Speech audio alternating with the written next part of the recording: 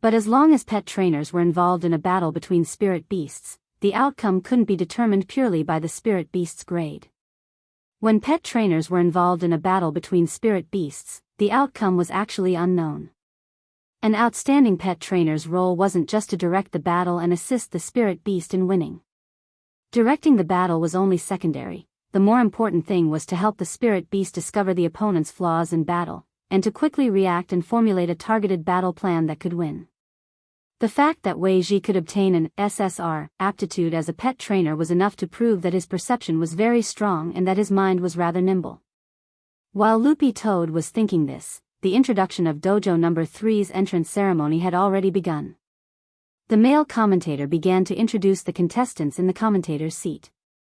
What you'll see next is contestant Jean Bei from No. 59 High School and contestant Scorpion Lalai from Prime Elevation High School. It's worth mentioning that this time, contestant Scorpion Lalai from Prime Elevation High School has come to this stage after defeating 3 powerful third-class spirit beasts, namely Spider Detective, Cockroach Bully and Shark Chili. Let's look forward to Scorpion Lalai's brilliant performance. Loopy Toad, in front of Dojo No. 3, Wei Ji looked at the broadcast on the big screen. "Brother Dog, who do you think will win?" Loopy Toad said without hesitation, "This golden-back gorilla has a higher chance of winning." Wei Ji chuckled. "Great minds think alike, Brother Dog. As expected, you and I are a match made in heaven." Loopy Toad had previously investigated all the spirit beasts participating in this competition. Although this goldenback gorilla's grade wasn't as high as this Crystal King Scorpion's, these two spirit beasts were very incompatible and could be said to be natural enemies. Furthermore, there were clear rules in the dojo battles between spirit beasts that forbade them from using ultimate killing moves, which limited a lot of things. Furthermore, the Crystal King Scorpion's most prided mental toxin was greatly restricted. In this competition, the Crystal King Scorpion was only allowed to use anesthetic toxins. However, anesthetic toxins generally wouldn't have any effect on such a huge goldenback gorilla in a short period of time. Coupled with the fact that goldenback gorillas had coarse and thick skin, it was questionable whether this Crystal King Scorpion's stinger would be able to stab it. The battle began.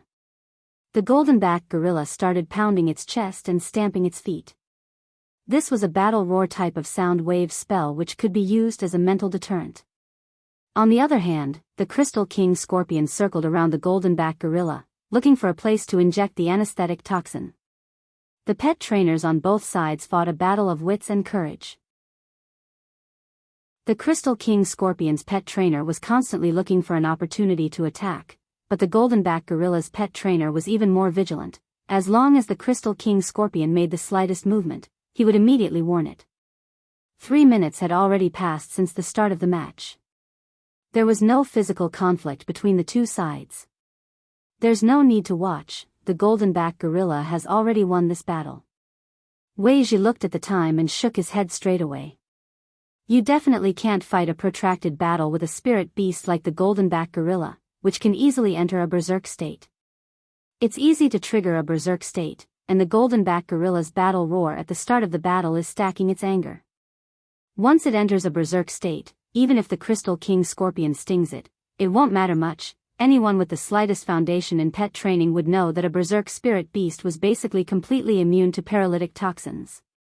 If the use of mental toxins hadn't been banned in the dojo battles, this Crystal King Scorpion might have had a better chance of winning.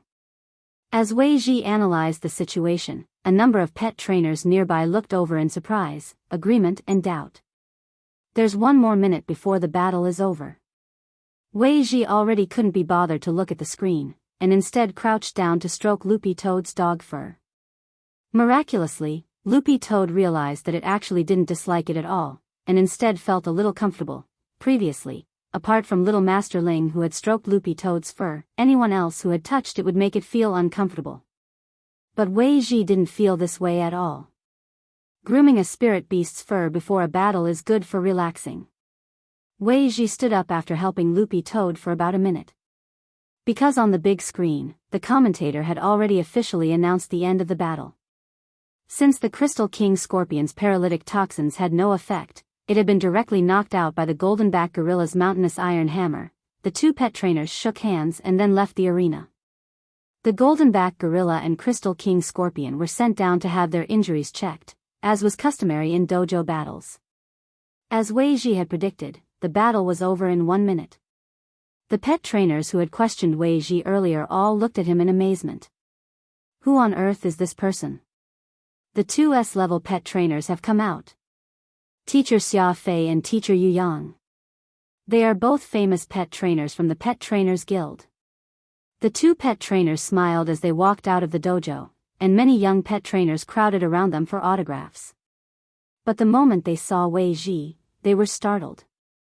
Mas, Wei Ji greeted the two of them with a smile and made a shushing gesture.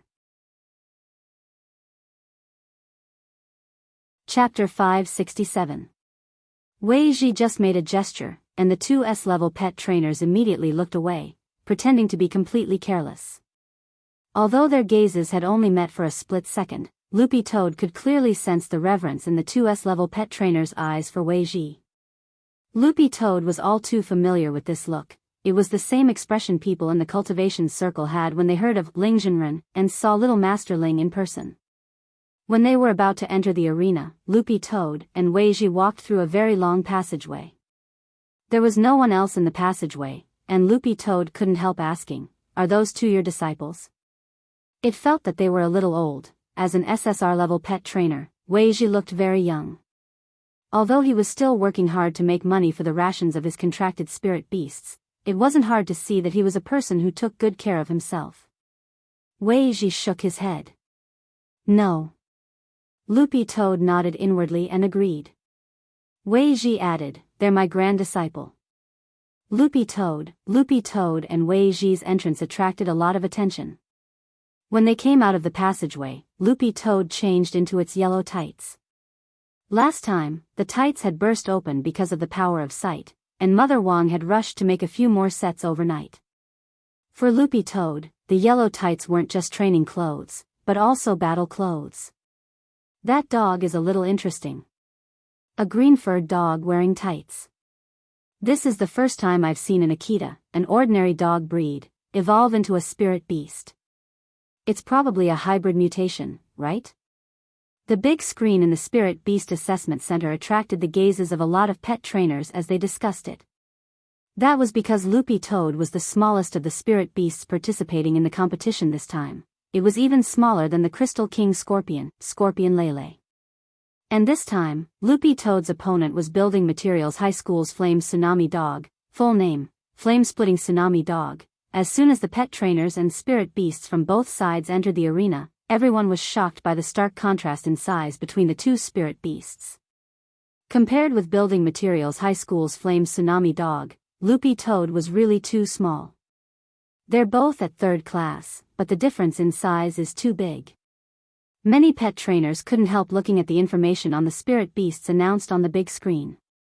This was because the Spirit Beast Appraisal Center had recorded the information of all the legally contracted spirit beasts, and the data was directly retrieved from the Appraisal Center's database.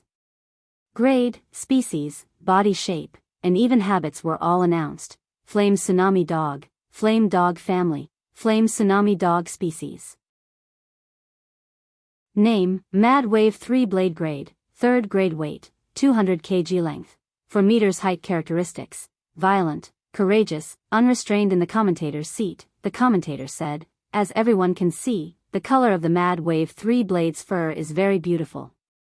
This means that this Flame Tsunami Hound has been trained very well. According to its owner, this Mad Wave 3 Blades eats insects as its main food. The main source of food is the Spiritual Butterfly Village's abundant spiritual butterfly. No wonder it was nurtured so well." Many pet trainers were stunned. The spirit butterflies of Spirit Butterfly Village were high-level edible insects, and each one was worth a fortune.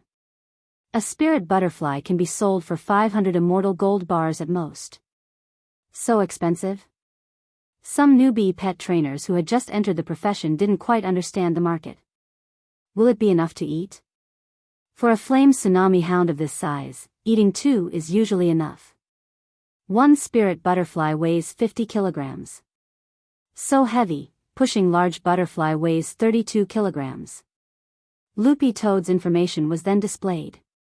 Name, dog 2 grade, Akita Inu grade, 3rd grade weight, 20 kg length height, 0, 68 m habits. But alike, everyone, the duel hadn't really started yet, but a lot of people weren't optimistic about the green-furred dog in the field. Spirit beasts of the same type often had different sizes that determined their auras. And the point was that they had never seen this green-furred dog's pet trainer before.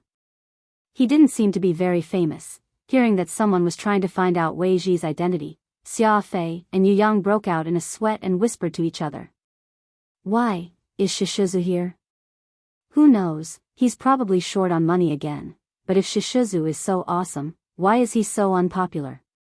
You probably don't know, but when Shishizu went to battle in the past, he always had a weasel with him. Without the weasel, Shishizu's sense of existence plummeted. Actually, it's Shishizu who keeps a low profile.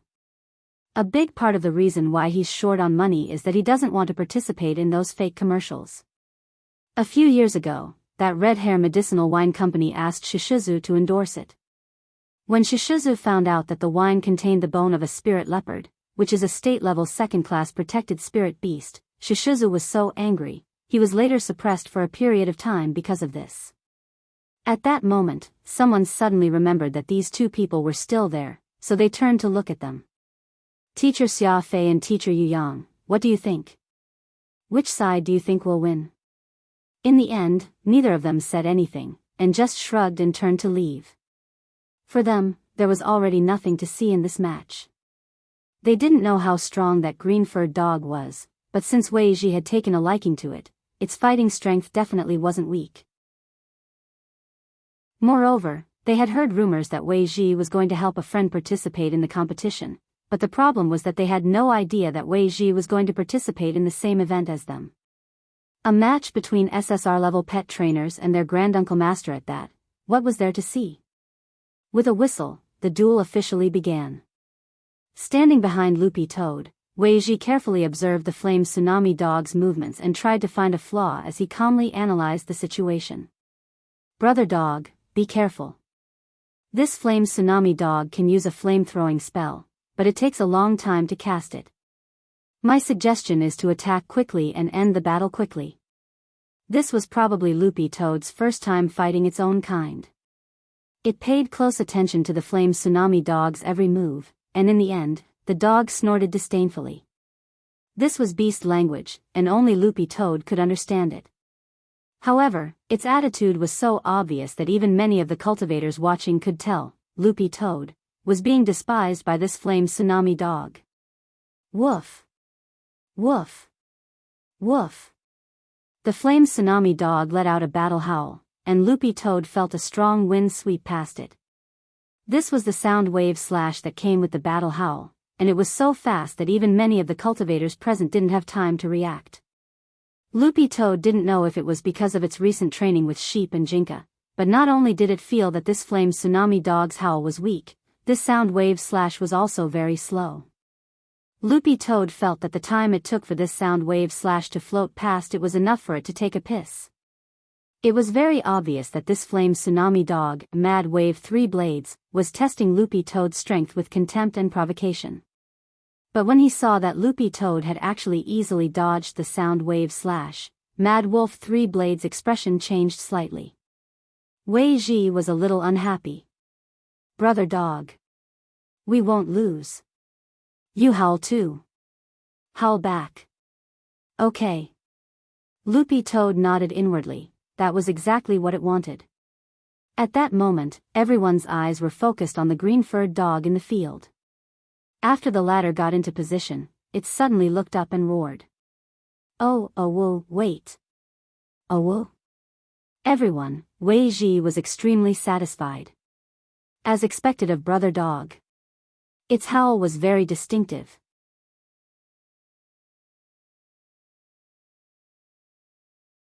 Why would such a huge flame tsunami hound be scared to tears by a mongrel Akita? The commentator was shocked.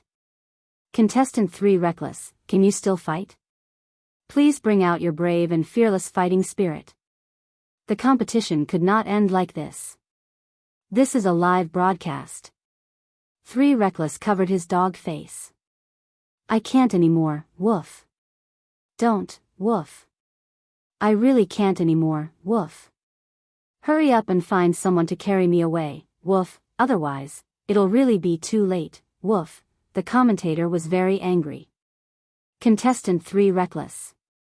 Please bring out the fighting spirit of a contract spirit beast. But just as the commentator finished speaking, a fountain of water shot up into the sky amidst 3 Reckless cries. Contestant 3 Reckless was so scared that he peed his pants. 3 Reckless tears flowed like a broken dam. I already said I can't anymore, woof. Wei Ji and Loopy Toad. Loopy Toad was in despair. Had it not controlled its strength well just now?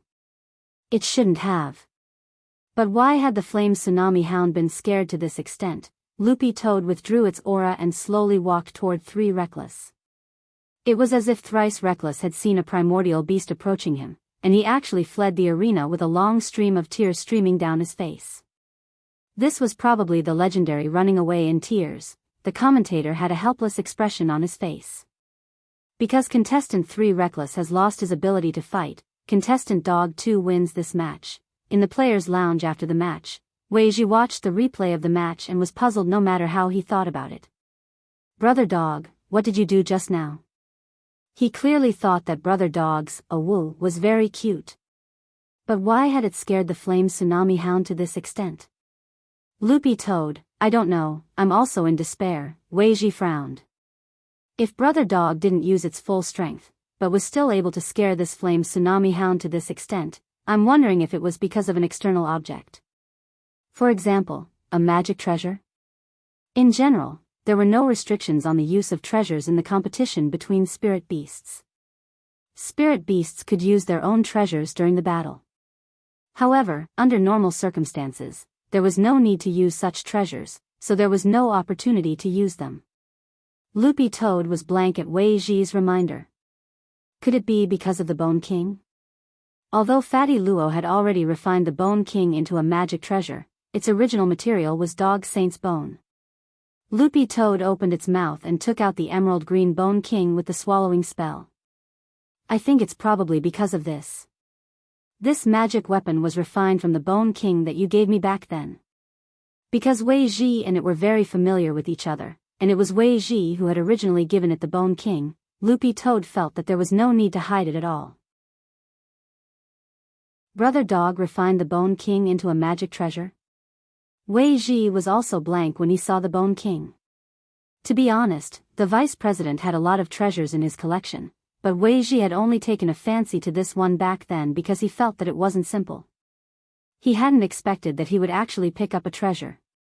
Wei Ji sked. This bone's origin isn't simple.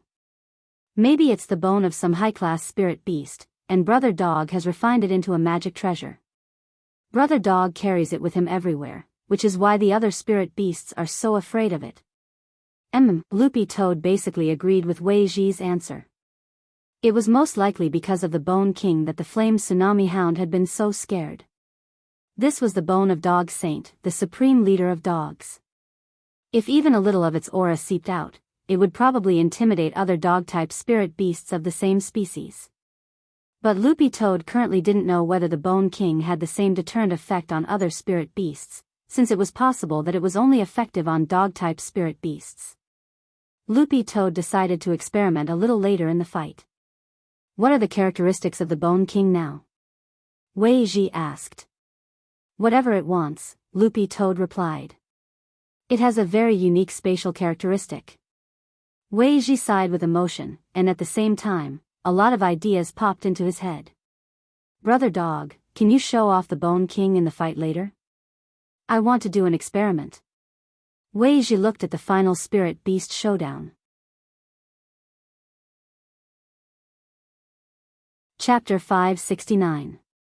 An hour later, everyone was already preparing for the highly anticipated final of the spirit beast battle. The finalists for the championship match were the same as Wei Ji and Loopy Toad had predicted at the beginning. Loopy Toad had initially thought that the two remaining spirit beasts in the championship match would be Jinbei the goldenback gorilla, Aluminum Small Fish the land shark and God Vision High School's fighting lion. The only unexpected thing was that God Vision High School's Shao Clan's fighting lion lost to Reliance High School's brutal land shark, aluminum small fish. And most importantly, it had been a crushing defeat. When Loopy Toad and Wei Ji came out of the arena, they heard the pet trainers on the side discussing it. That land shark is a little scary. At first, I thought it would be a 50-50 situation on both sides. I never thought that the fighting lion would die so quickly. The fighting lion handpicked by the Shao clan was actually one-sidedly beaten by a land shark. But that land shark seemed to be eating something before the match. Could it be a stimulant? I don't think it was. One pet trainer shook his head. As they talked about this, the results of the appraisal of what aluminum small fish had eaten before the match directly appeared on the big screen. What aluminum small fish had eaten just now was a bag of potato chips. Loopy Toad was alarmed. How could foodies fight nowadays? Potato, chips, all the pet trainers were stupefied and speechless. If it was a stimulant, it would definitely be strictly forbidden, but who knew that a spirit beast would be so obsessed with snacks? Back in the players' lounge, Wei Ji began to analyze. It seems that this land shark has a very special constitution. It should be a type of irritable stress syndrome. Spirit beasts with this kind of constitution are quite rare. What kind of constitution is it? Loopy Toad asked. You can think of it as a constitution that excites excessively when it comes to ordinary food. Usually, in this excited state, its strength will soar above its original grade, and it will display formidable strength that is completely inconsistent with its grade. Furthermore, even if this kind of constitution enters an excited state, it won't affect the body at all, and instead helps develop the tenacity of the meridians in the body. Overall, it's a pretty good constitution. Wei Ji added, but spirit beasts with this kind of constitution are usually not easy to tame. Not only can they eat, they're also very expensive, and most people can't afford to keep them. Loopy Toad sweated in its heart. No matter how much it could it eat more than Little Silver? But after listening to Wei Ji's analysis, Loopy Toad looked forward more and more to the showdown with this land shark. Loopy Toad's current strength just happened to be at second class. If this land shark could burst forth with the strength of second class through its physique, Loopy Toad instantly felt that it could look forward to this showdown a little. Roughly 5 minutes later, Wei Ji and Loopy Toad entered the venue again. This time, Loopy Toad had to face two enemies. In addition to Jinbei, the goldenback gorilla, there was also that land shark aluminum small fish who was frantically eating potato chips. Wei Ji greeted the goldenback gorilla's pet trainer. Good luck. Xiao Xia. Loopy Toad. Fine. Little Cloud has come out. If Little Gang comes out, they would be able to form a team of 3 to collect medals. Xia Fei. To be honest, Xia Fei had been rejecting the idea up until this moment. He had no chance of winning with a 4th grade gorilla. This was simply displaying one's slight skill in front of an expert. So when Wei Ji greeted him like this, Xia Fei's heart couldn't help but tremble and his face paled. It was due to nervousness and fear. A lot of pet trainers were watching this scene on the big screen. By the way, who on earth is this green-furred dog's pet trainer? Why don't I remember him? This person actually calls teacher Xia Fei Little Cloud, as if they're very familiar with each other. Look, teacher Xia Fei's expression has changed. He's probably angry. The highly anticipated showdown began with the earth-shaking sound of a virtual gong. Loopy Toad started to observe the land shark. Because it was a female land shark, it wasn't too big, but was still 3 meters long. It was covered in black scales from head to toe, which were evolved from the land shark's skin to protect itself on land. The scales would disappear in the water. In addition, the land shark had 2 legs. Loopy Toad thought that its overall appearance was a little similar to the mermaid drawn by the police in the movie The Mermaid. At that moment, the land shark aluminum small fish stopped swallowing and casually tossed the bag of potato chips to one side. Then, with a shake of its legs, it plunged into the ground like a meteorite directly between Dog 2 and the goldenback gorilla. You two, surrender and you'll be spared physical pain. After saying that, aluminum small fish looked at its pet trainer. And you? What are you standing around for?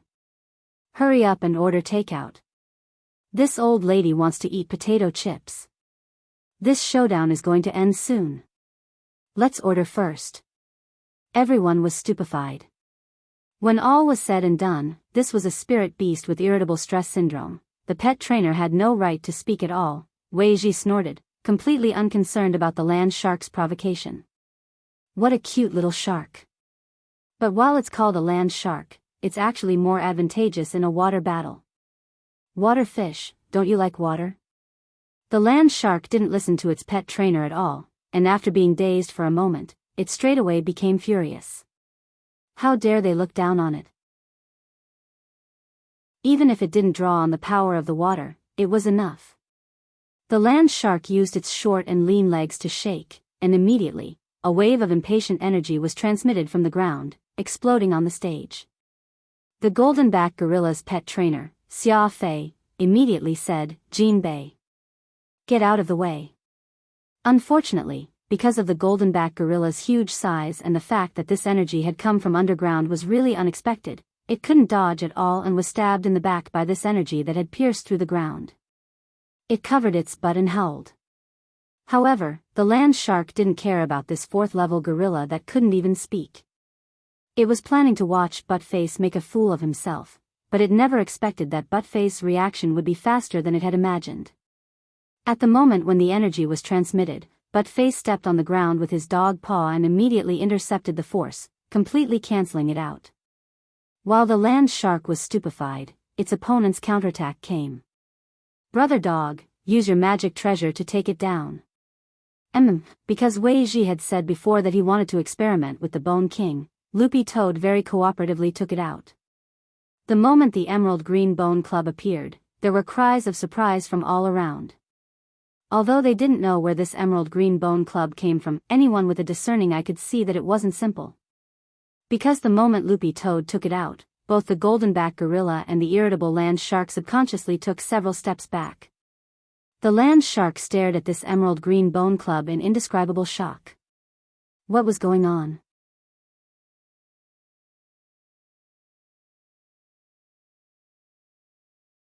Although Buttface hadn't completely mastered it, it was precisely this force that could help him suppress the feedback force of the holy artifact and help him control it. It was precisely because of this suppression that when the Bone King transformed into a glove, it resonated with the power of Sword Dao in Loopy Toad's body, which upgraded the glove into a spiked glove that contained the power of Sword Dao. But Loopy Toad had no intention of using the power of Sword Dao in this battle at all, otherwise it would actually be a little unfair. What it wanted to do now was to test the performance of its Bone King in its normal state and to see how much power its basic dog skills could exert in a battle of the same level. The land shark aluminum small fish started to become a little serious. As it dodged Loopy Toad's attack, it couldn't help glancing at the pet trainer behind it. "What are you spacing out for? Analyze the situation." The pet trainer was also startled. Loopy Toad hadn't listened to him at all before, but now it was turning hostile faster than flipping a book. A lot of people saw this scene, and the battle was also being broadcasted in real time to all the major high schools. Number 60 High School was supposed to have an ideological and political class at this time, but because of the start of the Battle of Spirit Beasts, all the teachers stopped classes and started to broadcast the battle according to the school's arrangement. Seeing that unruly land shark actually start to ask its pet trainer for help, Little Peanut couldn't help sking. "I never thought our Loopy Toad would be so awesome.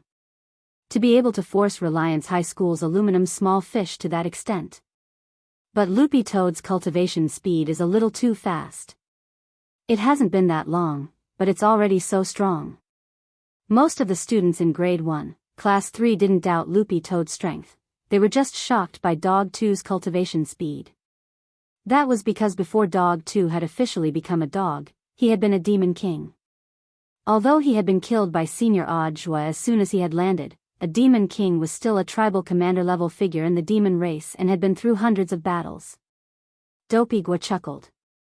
"Looks like my family's fodder is pretty good. Also, Loopy Toad has a good relationship with this little uncle of mine. My little uncle was originally an SSR-level pet trainer, so he might give Loopy Toad some pointers in cultivation in private."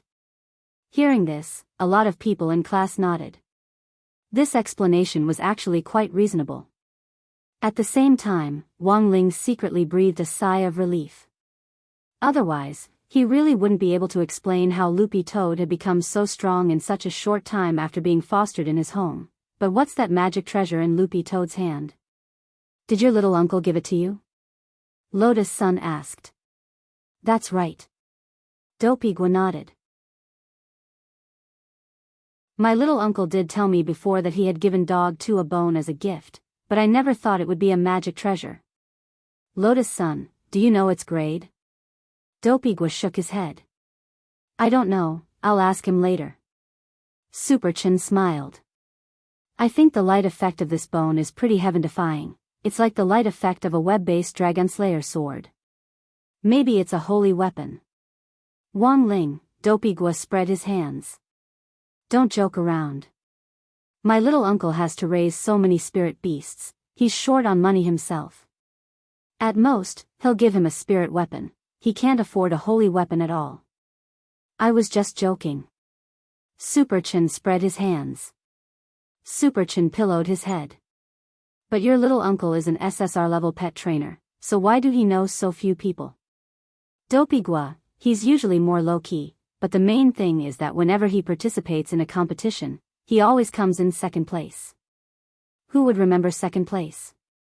Also, he didn't bring that weasel with him, so of course no one remembers him. At the mention of the weasel, everyone in grade 1, class 3, including the political science teacher on the dais, looked as if they had suddenly realized something. Oh, so it's him. Wang Ling was also startled. It turned out that the weasel's fame had all gone to him. Elsewhere, the battle in the field was still going on. Dog 2 and the land shark were having a great time fighting. Both sides attacked each other back and forth, completely ignoring the golden-backed gorilla on the side. The commentator was also speechless at this scene. Xia Fei really couldn't take it anymore. Jinbei. You go. Jinbei plopped down on the ground and turned to look at Xia Fei. Because it couldn't speak, Jinbei could only sign. It then looked at Dog 2 and the land shark aluminum small fish, who were fighting in front of it, and finally raised its plump butt to slap it. Xia Fei? The commentator immediately understood. Contestant Jinbei means that when immortals fight, go my ass. The corner of Xia Fei's mouth twitched. You have to go. Even if you lose, you have to go. Jinbei looked at Xia Fei and thumped its chest. The commentator, contestant Jinbei, says that if you F***K again, she'll beat your chest with her little fists.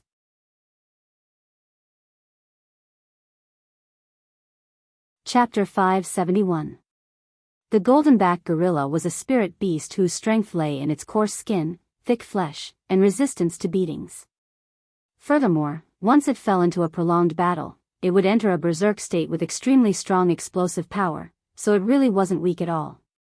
But in the end, a 4th-class spirit beast was a 4th-class spirit beast, and the gap between 3rd-class and 4th-class spirit beasts was actually very big. The 3rd-class Crystal King Scorpion from before had been purely unlucky and had been countered by nature. The most important thing was that the land shark, which had activated its violent physique, and the green-furred dog which had taken out an emerald green bone club of unknown origin now had overall combat strength of 2nd class on average, which instantly made the golden-backed gorilla feel despair. With a gap of 2 grades, it had no chance of winning this match at all. Since that was the case, it might as well sit back and watch the show. At the very least, it would suffer less physical pain. In any case, Jinbei was already very satisfied with defeating the Crystal King Scorpion. No matter how bad this match was, it was still the rear guard. Honestly speaking, Jinbei's reaction put Xia Fei, who was a pet trainer, on the spot, and he was a little disappointed. In fact, Jinbei couldn't be completely blamed for this. The main reason was that in this era of peace, the bestiality of contracted spirit beasts had generally weakened to a certain extent. Furthermore, regular spirit beast duels weren't fights to the death, so the spirit beasts which specifically challenged various spirit beast dojos had long since lost the awareness of being wild beasts. Unfortunately, Xia Fei wasn't Jinbei's owner. If Jinbei's owner was here, he might be able to order it around by relying on the power of the contract. Xia Fei frowned as he looked at Wei Ji. What would Marshal Granduncle do at this time? Wei Ji actually didn't give too many pointers, but carefully observed the changes in the Bone King. The more he looked, the more he felt that this thing wasn't simple. In fact, Wei Ji had never expected Loopy Toad to actually think of refining the Bone King into such a magic treasure. Furthermore, it had been very successful, and it had the spatial, follow your heart attribute, which could change into whatever shape Loopy Toad wanted. After a few rounds, Aluminum Small Fish, the land shark, gradually began to feel a little tired. It had never expected a mere green-furred dog to be so difficult to deal with. I'm going to get serious. Aluminum Small Fish stared at Loopy Toad. Thinking this, the land shark took out a bag of myrtles and poured them all into its mouth. Loopy Toad stared blankly at this scene. It turned out that potato chips weren't the only snack that could stimulate this land shark's excitement. At that moment, the commentator guessed that a lot of people would raise doubts, so he immediately said, according to the rules of the competition, snacks are not prohibited items. In fact, it was already equivalent to a stimulant, but because there were no rules in the competition, this type of spirit beast with a special excitement physique was able to skirt the line. In fact, in previous years, when the Spirit Beast Appraisal Center held a general meeting, there had been people who proposed to set up restrictions and rules for spirit beasts with special constitutions. However, it had never been approved, and it was said that it was still in the review stage. After eating the bag of snacks, Aluminum Small Fish curbed its spirit energy. The snacks it had eaten in just a few seconds had already given it a sense of excitement, but it didn't immediately attack, and instead jumped far away from Loopy Toad. Loopy Toad didn't immediately attack, it actually wanted to see what this cute little land shark was up to. Aluminum Small Fish took a deep breath, and its entire body began to inflate like a balloon. The goldenback gorilla sensed that something was wrong. This was clearly the prelude to an all-out attack. Golden Bell Shield. Jinbei shouted inwardly and actually took out its magic treasure, because it realized that this was going to be a large-scale group attack, and what it needed to do now was to stabilize itself.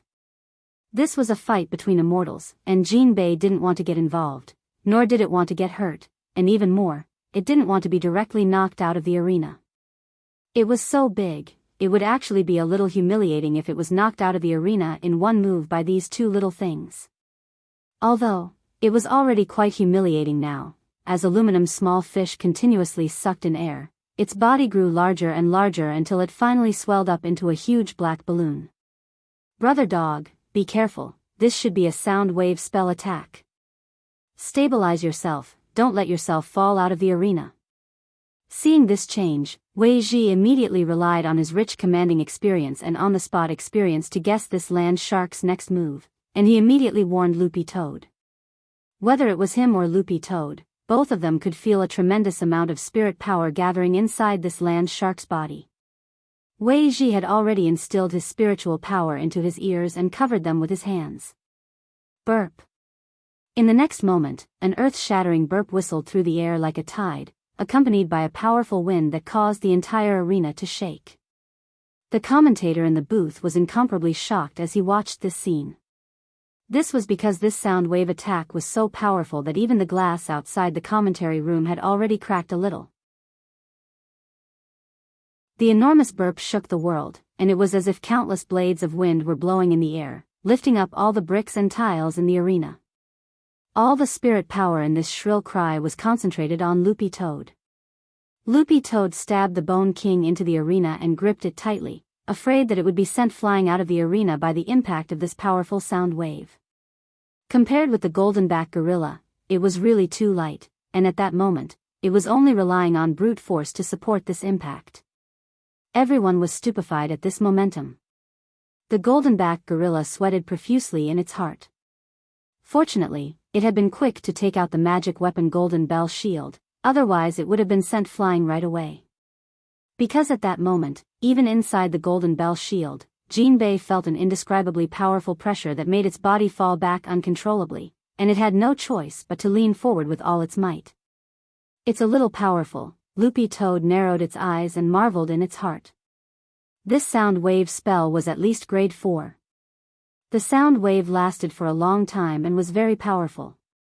Furthermore, it came wave after wave, and the most frightening thing was that it was created by burping. The entire sound wave lasted for over 40 seconds, and it wasn't until the land shark let out all the air in its body that it calmed down. However, at that moment, the arena had already been turned into a mess by the sound wave just now. Loopy Toad was bewildered. What kind of sound wave spell is this? Wei Ji had investigated this land shark before, and he couldn't help narrowing his eyes as he said, I've heard before that this land shark has a self-created sound wave spell that lasts for a long time and is very powerful. It has the destructive power of an explosion and can also set off endless wind. It looks like this sound wave spell was created by it. Loopy Toad, does it have a name? Yes.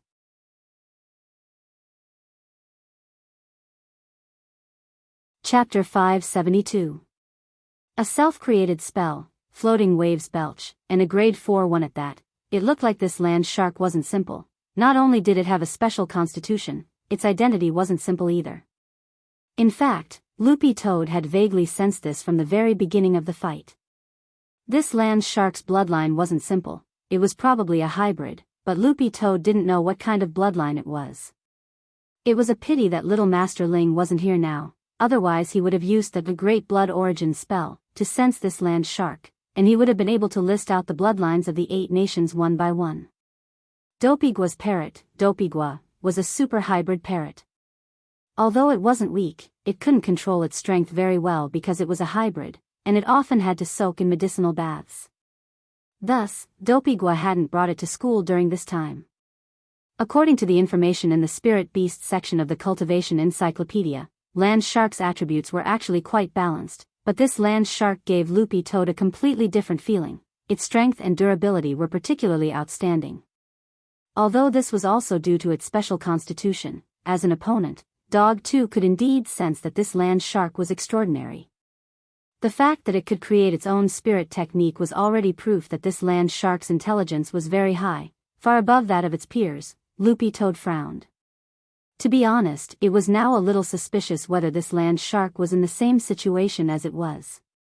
For example, some remnant soul had been integrated into a body. That was because Loopy Toad felt a sense of familiarity when it had fought this land shark. Of course, it hadn't sensed the slightest bit of demon chi from this land shark. It looked like it had to deal with it carefully. Loopy Toad pondered in its heart. At that moment, the arena was a mess. After the land shark's self-created grade 4 sound wave spell swept through, almost all the bricks in the arena had been sent flying. Although the focus of the sound wave was on Loopy Toad, the spell's area of effect was scattered in all directions. With the land shark at the center, everything was collapsing, and the ground cracked like a spider web in all directions, looking very sinister. Aluminum small fish gasped for air.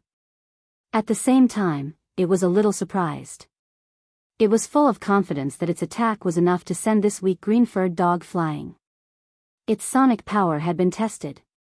In a situation where the opponent didn't have any defensive measures, it could directly rely on the power of this 4th-tier sonic spell to send a 500 kilograms object flying.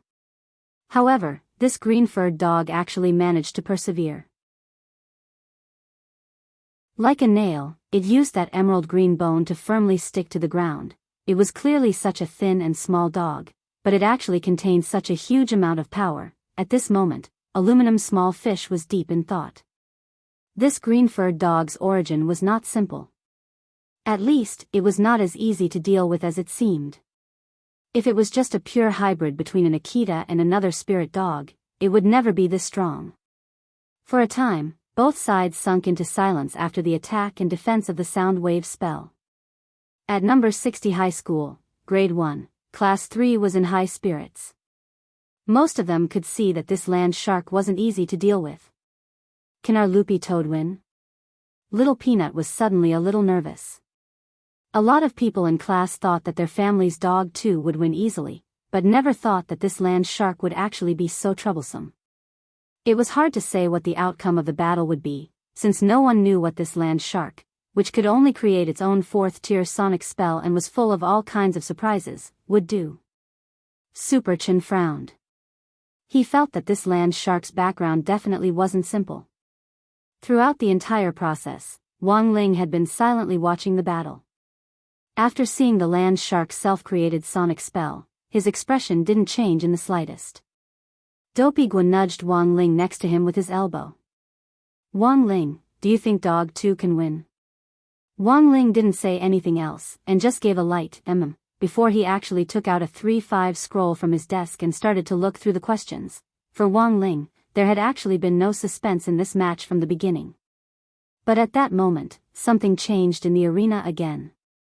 Aluminum's small fish's gaze suddenly made the golden-back gorilla, which had been ignored all along, stand on end. Jinbei wanted to cry, but had no tears to shed. So, after a fruitless battle with that green-furred dog, was the land shark going to start with itself first? However, to everyone's surprise, Aluminum's small fish actually walked over to Jinbei and looked up at it. You're Jinbei, right? The golden-back gorilla shrank inside the golden bell shield and didn't dare move, and just nodded silently. Aluminum's small fish smiled evilly. Because the land shark's mouth was bigger, when it grinned, this evil smile looked even more ferocious, and the golden-back gorilla's hair stood on end. Jinbei looked at Aluminum's small fish and howled suspiciously. This was spirit beast language, which meant, "What do you want?" Aluminum's small fish's words were astonishing. How about we work together? Let's get rid of that green-furred dog first. The golden-back gorilla's eyes lit up. It hadn't expected this irascible land shark to actually come up with this plan, which actually had all sorts of advantages and no disadvantages for it. Originally, it would only be able to take third place, but if it could get rid of this green-furred dog, taking second place would also be wonderful. At the same time, this scene also surprised everyone else. No one had thought that this irascible land shark would actually take the initiative to seek cooperation. Xia Fei broke out in a sweat. He had been completely ignored. Why did contract spirit beasts nowadays like to act on their own as long as their masters weren't around? Wei Ji wasn't very nervous, and just chuckled.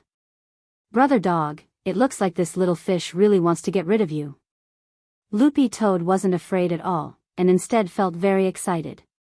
No hurry, let's see what it wants to do first. What should I do? The golden-back gorilla gestured to Aluminum's small fish, still speaking in spirit beast language. Lend me your golden bell shield, said Aluminum's small fish. The golden-back gorilla obediently handed over its golden bell shield, completely unaware of what Aluminum's small fish wanted to do. In the end, in the next second, Aluminum's small fish, who had taken the magic golden bell shield, started to suck in air again. It was clear that it wanted to belch again. But why had Aluminum's small fish borrowed the golden-back gorilla's golden bell shield? Everyone was puzzled no matter how they thought about it. But in the next moment, Aluminum's small fish's steel tail actually ruthlessly smashed the top of the golden bell shield and directly sent it flying. Jinbei wanted to cry but had no tears when it saw the magic treasure broken.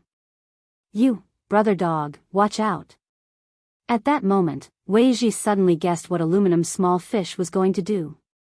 Loopy Toad. As soon as Wei Ji said this, sure enough, Aluminum's small fish had the golden-back gorilla put the broken top of the golden bell shield on its shoulder and turned it into a simple sound amplification magic artifact. Wei Ji, this is the ultimate version of the floating waves belch. Megaphone.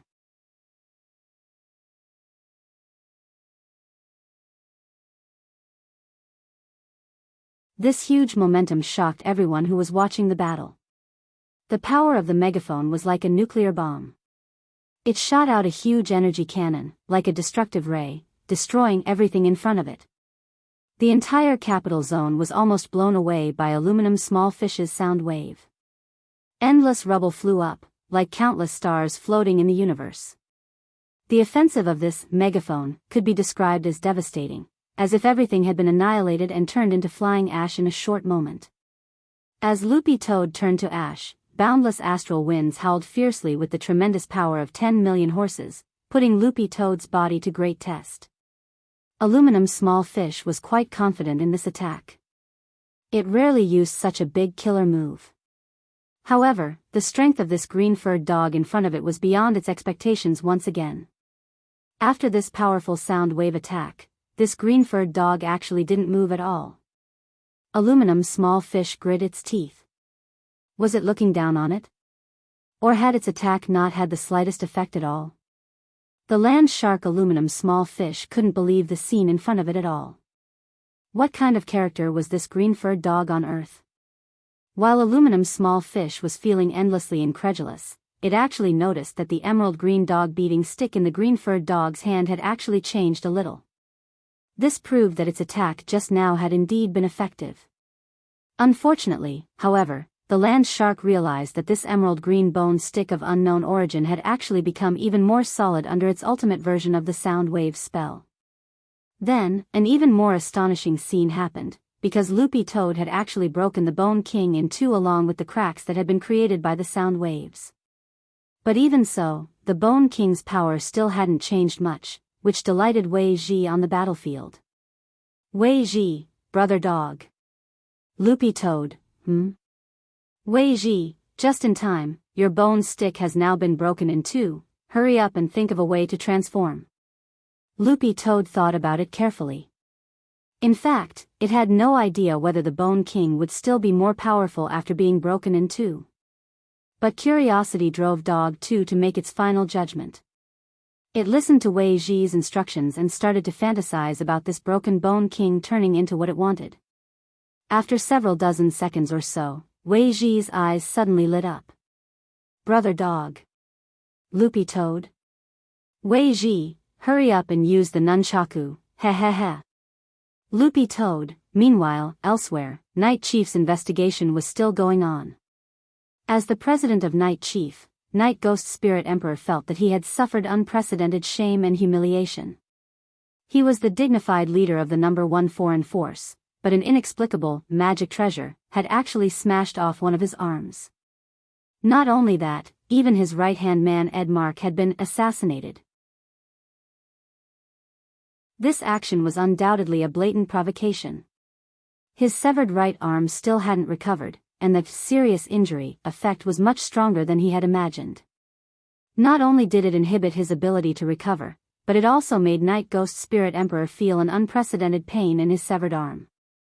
The injuries caused by the unknown object smashing through his arm felt like ants were gnawing at it, constantly eating away at his wound.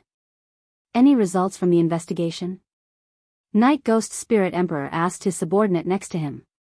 Reporting to Lord Spirit Emperor. We're still in the investigation stage. The subordinate replied. Useless. Night Ghost Spirit Emperor was furious. What information can we find out now? Trembling with fear, Night Chief's subordinate replied, at the moment, the tracking magic treasure shows that it's within Songhai City. We can basically conclude that it wasn't done by venerated immortals. It was probably done deliberately by someone with ulterior motives.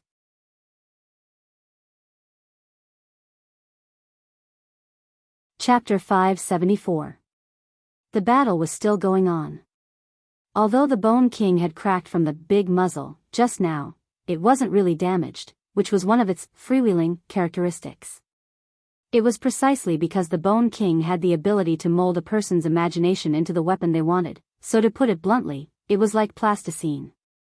If you poked a hole in plasticine, you just needed to rub it a little more and it would recover, so when Loopy Toad saw the fresh cracks on the Bone King recover bit by bit, it felt that this characteristic was simply a little heaven-defying. It was the same as having a self-healing attribute. Little Master Ling doesn't have to worry about my magic weapon breaking anymore. On the other side, the golden-back gorilla and the land shark aluminum small fish had tired expressions on their faces after they used the strengthened, big muzzle version of Floating Waves Belch. The big muzzle had a very strong impact and a fierce recoil. The golden-back gorilla had almost been directly thrown out of the arena by the recoil just now. During this process, apart from casting the sound wave spell, aluminum small fish also had to use some strength to suppress the golden-back gorilla and stabilize the cannon. But even with such a fierce consumption of strength, the dog actually hadn't been thrown out of the arena. Jinbei and aluminum small fish were startled at the same time. Was this dog a holdout? Aluminum's small fish had initially calculated that this dog would be very difficult to deal with in close combat, so she had planned to use a long-range attack to try and throw the other party out of the arena. But she never expected her attacks to fail one after another. Jinbei put down the broken golden bell shield with an unsightly expression on its face. It had lost a magic weapon. But even so, it actually hadn't been able to throw the dog out. Where on earth did this dog come from? Aluminum's small fish frowned as it tried to think of a countermeasure. It looked at the useless pet trainer behind it with incomparable disdain in its eyes. It was obvious that this green-furred dog was already more powerful than this trash pet trainer had imagined. It didn't make sense at all that a hybrid green-furred Akita could have this kind of strength. What do we do now? The golden-back gorilla's shoulder hurt from the blast just now, and after putting down the golden bell shield, there was a deep dent in its shoulder. It realized that it already couldn't lift its shoulder. The powerful recoil had actually dislocated it. There was a good saying, "Don't be afraid of a godlike opponent, just be afraid, forget it." Aluminum's small fish gritted its teeth. It felt that taking the initiative to seek out teammates was already shameful enough. However, the problem was that in a 2-versus-1 situation, they were actually unable to deal with the green-furred dog in front of them. This made Aluminum's small fish feel humiliated and ashamed. Xia Fei couldn't bear to watch this situation any longer. Jinbei and Aluminum's small fish were consuming too much spirit energy. They should have listened to their pet trainers and used some probing attacks in the beginning. Xia Fei wanted to say something, but when he saw Aluminum's small fish gritting her teeth, he didn't dare to speak. He could imagine that even if he kindly reminded it now, the land shark would definitely roll its eyes and say, "Don't order me." Or something like that. Brother dog. Charge. Take advantage of its weakness. Kill him. Use the Bone King to borrow strength. Wei Ji knew that the golden-back gorilla and the land shark had consumed a lot of their spiritual power, so this was the best time to attack. Compared with Jinbei and Aluminum's small fish on the other side, Dog 2 was very cooperative with Wei Ji, and this tacit understanding was astonishing. He was clearly just a pet trainer who was taking part in the battle, but his cooperation with this green-furred dog was surprisingly good, as if he was its owner. Loopy Toad was willing to cooperate with Wei Ji on one hand to give him face, and on the other hand to conceal its strength. That was because if it listened to Wei Ji's commands and won, given his SSR-level pet trainer aptitude, most people would definitely give him all the credit. Loopy Toad had originally come to participate in this battle of spirit beasts to test its actual combat level, not to show off. But Loopy Toad indeed had to admit that Wei Ji had a special affinity when it came to commanding battles, which was probably due to his personal charm.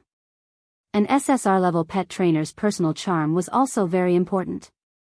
Loopy Toad knew that the weasel at Wei Ji's side was the spirit beast that had been with him the longest and was practically inseparable. At that time, the weasel actually had a very serious mental illness, and it was Wei Ji who had opened its heart bit by bit. It was also from then on that Wei Ji began to have a constitution that wasn't afraid of electric shocks. Now, Wei Ji called this using love to generate electricity. After hearing Wei Ji's order, Loopy Toad instantly moved. The Bone King in its hand had already completely recovered, and it actually used it to do a pole vault. Raising its paws, it used the first form plus the second form of the basic dog skills as it poured spirit energy into its dog paws. Buttface pole vaulting into the ground seemed like a meaningless action, but in fact, it wasn't. Buttface had used the strength of his forelimbs and the explosive force of his hind limbs to instantly leap into the sky and reach an unprecedented height. This series of actions could be said to have been done in one go.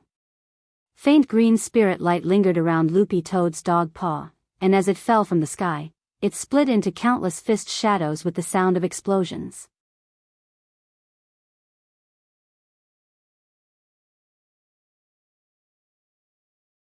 Chapter 575.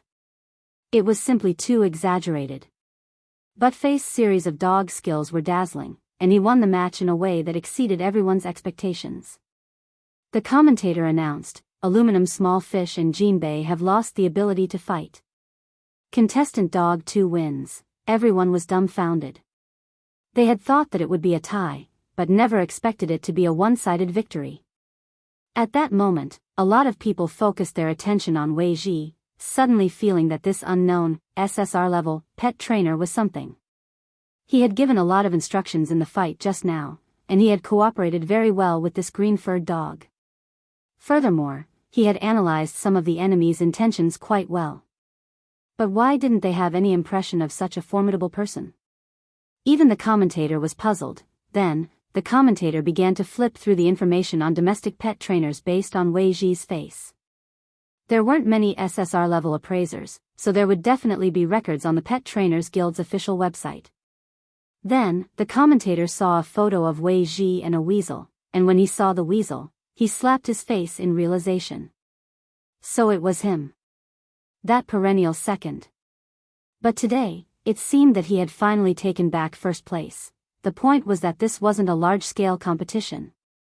In the hall of the Spirit Beast Assessment Center, a white-haired old man in a suit was watching the broadcast. "What does Lord President think?" a young man asked in a low voice. "Not bad, he's a promising talent. It just so happens that our Spirit Beast class is still short of manpower," the old man said. "How about we directly send someone to talk to him?" "That's not appropriate right now." The old man shook his head. "A group of people has been pretending to be us before, saying that our Society of Saints is forcibly recruiting students and creating a foul atmosphere. It's better to wait a little longer. First, go check the information on this contestant Dog 2's real owner. I intend to sign him." "You're signing him just like that?" The young man was blank. Although there weren't many spirit beasts enrolled in the Society of Saints Spirit Beast class, they had all been carefully selected after layers of assessments.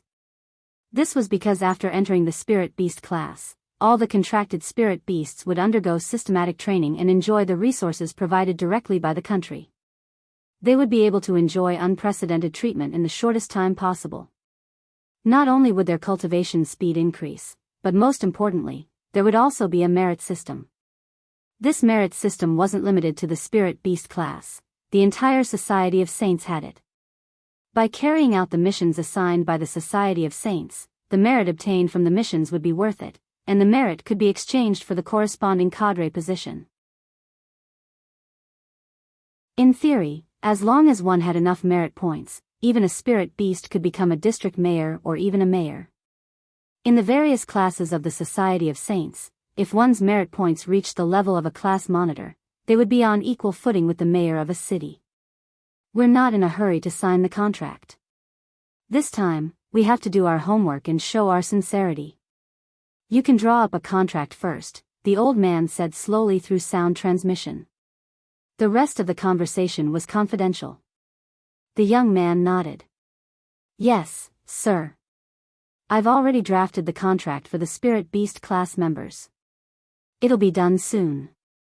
The old man replied, "No, it's not a member's contract." "The youth?" "The old man, I want to directly sign it as class monitor." The young man sucked in a cold breath. Class monitor?" The old man said telepathically, So it's even more important that we communicate well with the dog's owner. The contract can take the form of a transfer contract or a co-ownership contract. We still have a lot of funds, and this dog's owner is probably just an ordinary foundation establishment student at number 60 high school. He definitely won't be able to resist this temptation. And it's not just funds, we can also directly offer resources to this dog's owner, such as transferring him to a key city high school or sending him to university. The young assistant was directly alarmed. "Lord President, do you think this is worth it? This dog is indeed very amazing, but we haven't tested it yet." "You don't know." The old man shook his head and smiled slightly. "Did you see the pet trainer who commanded this dog today? Do you know who he is?" The young assistant looked at the screen and felt that he looked a little familiar, but he had no impression of him. The old man said, "This person has an extraordinary background. He became an SSR-level pet trainer at such a young age. A lot of people might not have any impression of him, but I have a very deep impression of him. Back then, when our Society of Saints recruited core organization cadres, I personally went to negotiate with this person. I offered generous conditions that even a soul formation cultivator couldn't refuse, but this person still wasn't moved. But later, I realized that it's actually not a bad thing that this person didn't come to our Society of Saints. The young assistant: "What do you mean, Lord President?" The old man: "Because this person is very good at identifying spirit beasts. Any spirit beast that catches his eye definitely won't be simple. Of the 5 spirit beasts we've recruited so far, I've actually followed him, and then signed 3 of them." The young assistant: "As long as it's a spirit beast that this Mr. Weiji fancies, it won't only have excellent aptitude, great talent, and upright values. Furthermore, its heart will definitely be filled with a sense of justice and in line with our core cultivation values." The old man sked. "The point is, don't you think this dog is very pleasing to the eye?" The young assistant was stupefied and fell silent. He didn't speak for a long time. To be honest, he felt that it was a bit arbitrary to sign a class monitor contract based on this point alone. "I know you're definitely not convinced right now. But sometimes you have to believe in superstitions," the president said. "Previously, I took a fancy to a university student's spirit dog. It's a very magnetic spirit dog." The young assistant raised an eyebrow. He had heard about this before. "Lord President, are you talking about the spirit dog under Zhao Yusen, a graduate student at Lower Gate Cultivation University? Its name is Jijieliang?" "That's right. That's it." The old man nodded. "It's a very powerful spirit dog, a ninja spirit beast. It also has a very strong imitation ability and can imitate the fighting style of other spirit beasts. It used to have a nickname, Copy Dog." The young assistant nodded. In fact, he also had some doubts. "Then why didn't you sign it after that?" The old man said, "I deliberately sent someone to find that student, and then arranged for Mr. Wei Ji to meet this dog in private. In the end, I found that Mr. Wei Ji actually had a look of disdain on his face. Later, I sent someone to carefully investigate the dog's owner and the background of this dog." The young assistant: "And then?" The old man: "I actually found out that this university student had actually falsified his academic thesis. Not only that, but this female dog under his command had bad values. It had repeatedly insulted our country. After that, this old man didn't sign it and handed in a report." The young assistant sighed. "Then it should have been expelled already, right?" The old man shook his head. "It was just a warning to stay in school."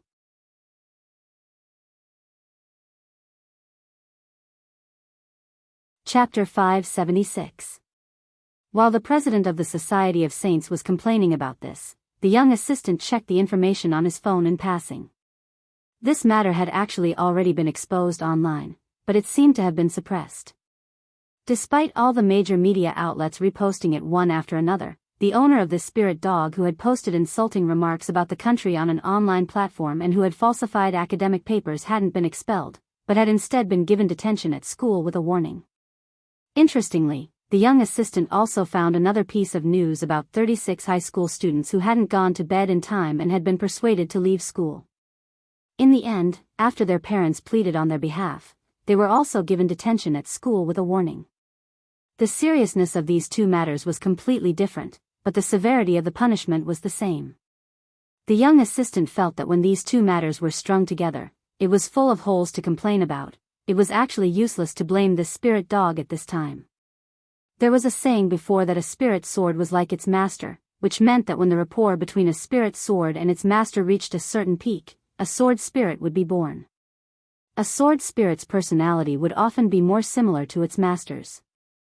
In fact, this wasn't limited to sword spirits, it was the same for artifact spirits bred by other magic treasures and spirit beasts.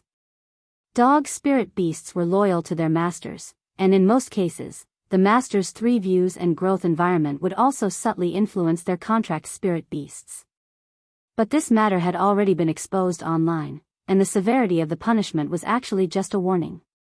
The young assistant sighed and said telepathically to the old man, "This dog's owner isn't simple, there's definitely a connection." After I handed in the warning information, someone immediately contacted me and told me not to meddle in this matter.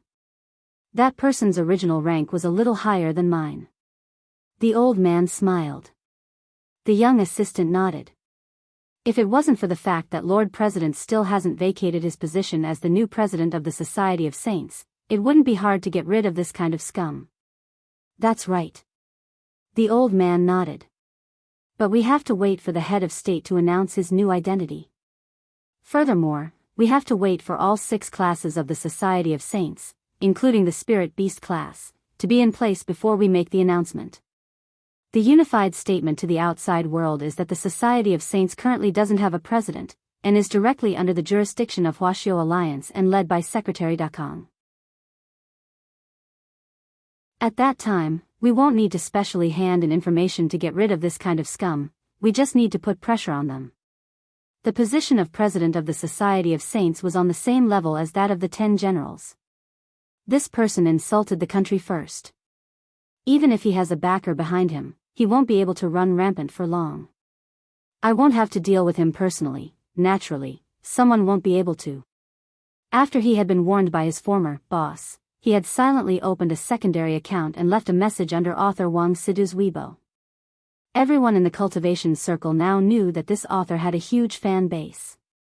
A few days ago, the fight for monthly votes had directly shaken half of Huaxiao Nation's cultivation circle. The old man smiled and stared at the young assistant in front of him.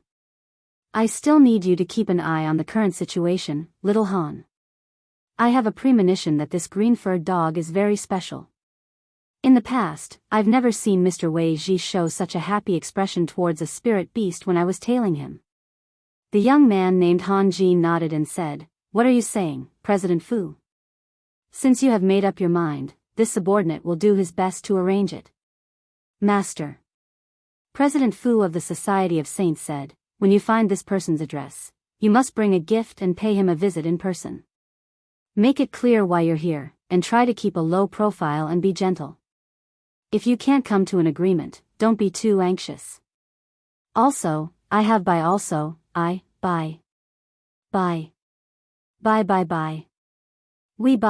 We Wei Society, sue that by gift." "Very well, President." Han Jin asked, "Do you want to prepare a gift bag of snacks?" Nowadays, a lot of foundation establishment students seem to like snacks, like spicy strips or crispy noodle snacks. Won't the elixirs we provide be more impressive? Snacks, we're really too low class. Won't it be more tempting to directly use the super spirit elixir? The old man chuckled.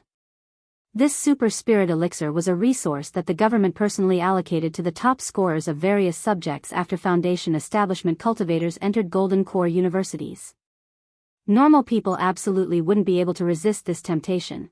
Dog 2 had won a landslide victory in the Battle of Spirit Beasts, and number 60 High had also achieved pretty good results in the other events in the district sports meet this time. They had even broken the historical records of Key High School's Reliance High School and Prime Elevation High School in some of the events. Wang Ling was about to leave after school when he noticed a group of people gathered around Dopigua to look at the results of the sports meet. Number 60 High had ranked second overall in the sports meet this time. It was already at the level of a Key City high school. We were really lucky this time. Everyone performed exceptionally well, as if they were on steroids. Dopigua was also beyond shocked as he looked at the results of the sports meet. "I told you that Wang Ling is a mascot." Super Chen sked. Wang Ling was about to leave when Super Chen's sudden words left him with black question marks on his face. "Super Chen, did you notice that Wang Ling broke records in all the events he participated in? It's as if he's manipulating things behind the scenes. Now it turns out that he's a mascot." Wang Ling, because of the Battle of Spirit Beasts in the afternoon, the rest of the school schedule had been cancelled, and there was a break in the afternoon. Thus, school ended especially early today. When Wang Ling got home, Dog 2 had sent him a text saying that Wei Ji had asked it to stay for dinner. The old man, on the other hand, had been taken out by Mother Wang. Apparently, he wasn't going to buy groceries, but to check out tour itineraries and book tickets at a travel agency. Supposedly, the old man suddenly wanted to go on a trip. But Wang Ling felt that there was something fishy about this, because there was still a food duel between the old man and Jiang Bai's father, the head of Kitchen Knife Sect, from regular class 2. The old man had been preparing for this for a long time, and there was no way he would give up on the idea of going on a trip just like that. Furthermore, Father Wang wasn't typing today, nor was he smoking a cigar dejectedly on the sofa. Instead, he was rummaging through the drawers and cabinets in the basement, looking for something. When Father Wang had rummaged through the basement the last time, he had found the pile of love letters that Grandfather Wang had written to his first love, Teacher Pan. Wang Ling thought about today's date. It was July 20th on Thursday in the 13th week of the semester. Was today an important day? Ling Ling, you're back. Come here. Suddenly, Father Wang shouted from the basement. Wang Ling teleported to Father Wang's side and saw Father Wang take out an old box from the storage room. He then took out a box the size of a shoe box from the box, and then a black box from the box. Finally, he took out a small note from the black box. Father Wang looked at Wang Ling. I had your grandfather send your mom away just now, Wang Ling He could already tell. Father Wang, today isn't our wedding anniversary. Instead, it's the first day I met your mom. This note is a song I wrote before. It's called The Starry Sky's Language of Love. I just need to compose and arrange the music. Ling Ling, can you do me a favor? Wang Ling.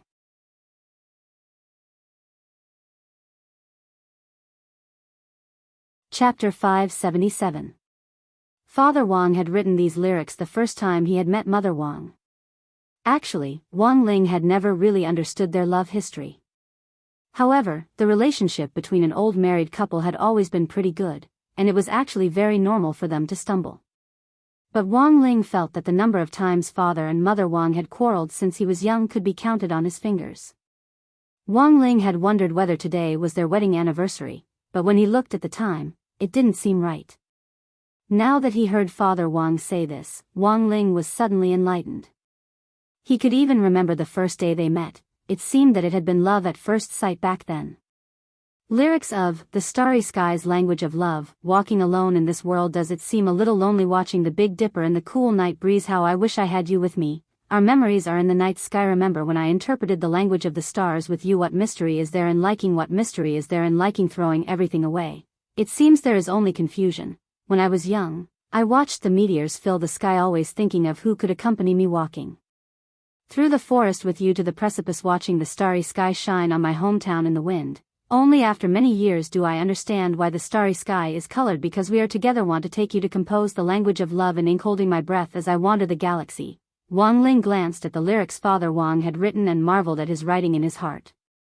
When all was said and done, Father Wang specialized in his craft. Writing songs required talent, but Wang Ling's heavenly ear could connect to other world lines. Last time, he had helped Tang Yuning, whom he had met in late-night dining hall, write Old Boys. But in many cases, working in the literary and artistic field depended on luck and talent. Tang Yuning had become popular for a while with that song, but he had later grown tired of it. Wang Ling had also heard from late-night dining hall's boss, Boss Tan, that after Tang Yuning had become popular, Tang Yuning hadn't gone to late-night dining hall even once. So sometimes, people really couldn't forget their roots. When Tang Yuning had been starving, Boss Tan had helped him a lot, not only by feeding him but also providing him with a venue to perform. But human nature was in the end too hard to fathom. There were many good people in the world, but there were always a few who were ungrateful. Looking at Father Wang's poem, Wang Ling was lost in thought. It would of course be very easy to get a song from another world, but the problem was that Father Wang had written the lyrics himself, so it was an original song. Wang Ling needed to find a suitable melody from another world. It was much more complicated than plagiarizing a song for Tang Yuning back then, as long as you can give me the composition today. Father Wang rubbed his hands together with a pleading expression on his face. I want to find a chance to hum it to your mother later. It's just a simple brainwashing. There's no need to hurry with the arrangement, just do it before our wedding anniversary. Wang Ling frowned. He actually wanted to help, but he hadn't finished his homework yet. Father Wang knew Wang Ling's character all too well. In this guy's eyes, apart from crispy noodle snacks, homework was his #1 priority. He would definitely help, but it was just a matter of sequence. He hoped that Wang Ling would settle on the composition as soon as possible. The sooner, the better. After thinking about it, Father Wang finally decided to pay the price. Wang Ling didn't care about ordinary crispy noodle snacks at all. Now that he had all kinds of annual cards and gold cards, he could taste the latest crispy noodle snack flavor every week. Furthermore, the crispy noodle snack flagship store on Spirit Creek Road would send him a big gift pack during the holidays. Thus, Father Wang had already spent a lot of money on custom-made crispy noodle snacks specially for Wang Ling's taste. Father Wang whispered in Wang Ling's ear about the crispy noodle snack flavor. In the end, Wang Ling's eyes instantly widened. Because this was a flavor he couldn't refuse. After confirming the flavor, Father Wang held up 3 fingers. 3 packets. Wang Ling frowned. Although 3 packets was very tempting, it wasn't enough for him to eat to his heart's content. Father Wang took a deep breath. 5 packets? Wang Ling's eyes widened, but he still didn't agree. Father Wang grit his teeth. 8 packets. This was already all he had in stock. Deal. Wang Ling nodded. Father Wang heaved a huge sigh of relief. The price of each custom-made crispy noodle snack was equivalent to 3 days' worth of royalties. It looked like he would have to order more later. If he still had to ask Wang Ling for help in the future, he would have to prepare at least 10 packets in stock. Helping Father Wang compose music actually wasn't that complicated for Wang Ling. The main thing was that it was troublesome, because he had to find the right melody from each world line according to the lyrics, which took more time than doing homework. Father Wang's lyrics were a kind of spit song with a refreshing tone.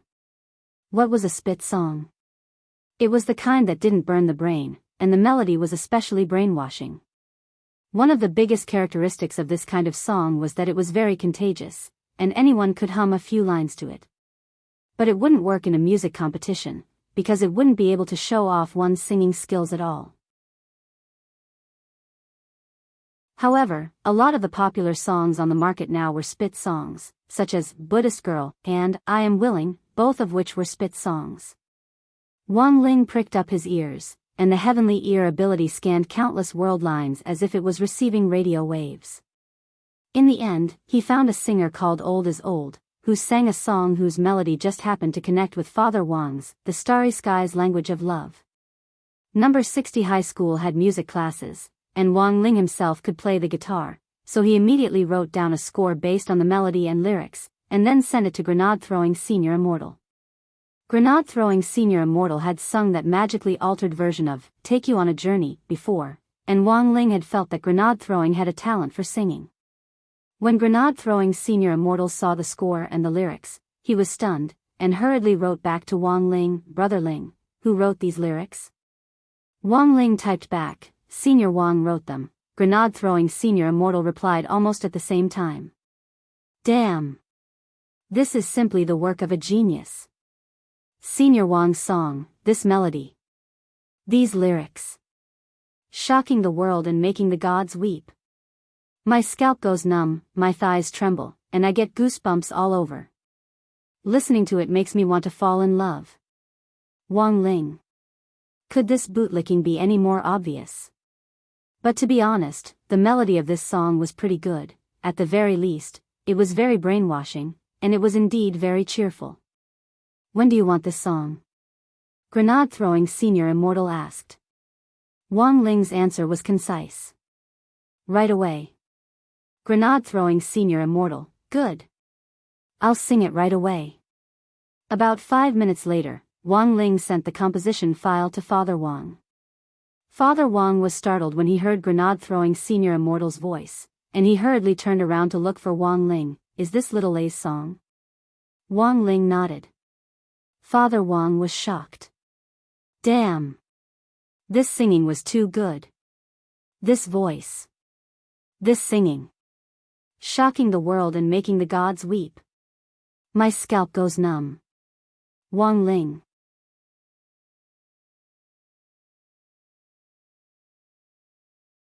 Chapter 578. Grenade-throwing senior immortal finished singing, the language of the starry skies, language of love. He had composed the entire song as he played the piano.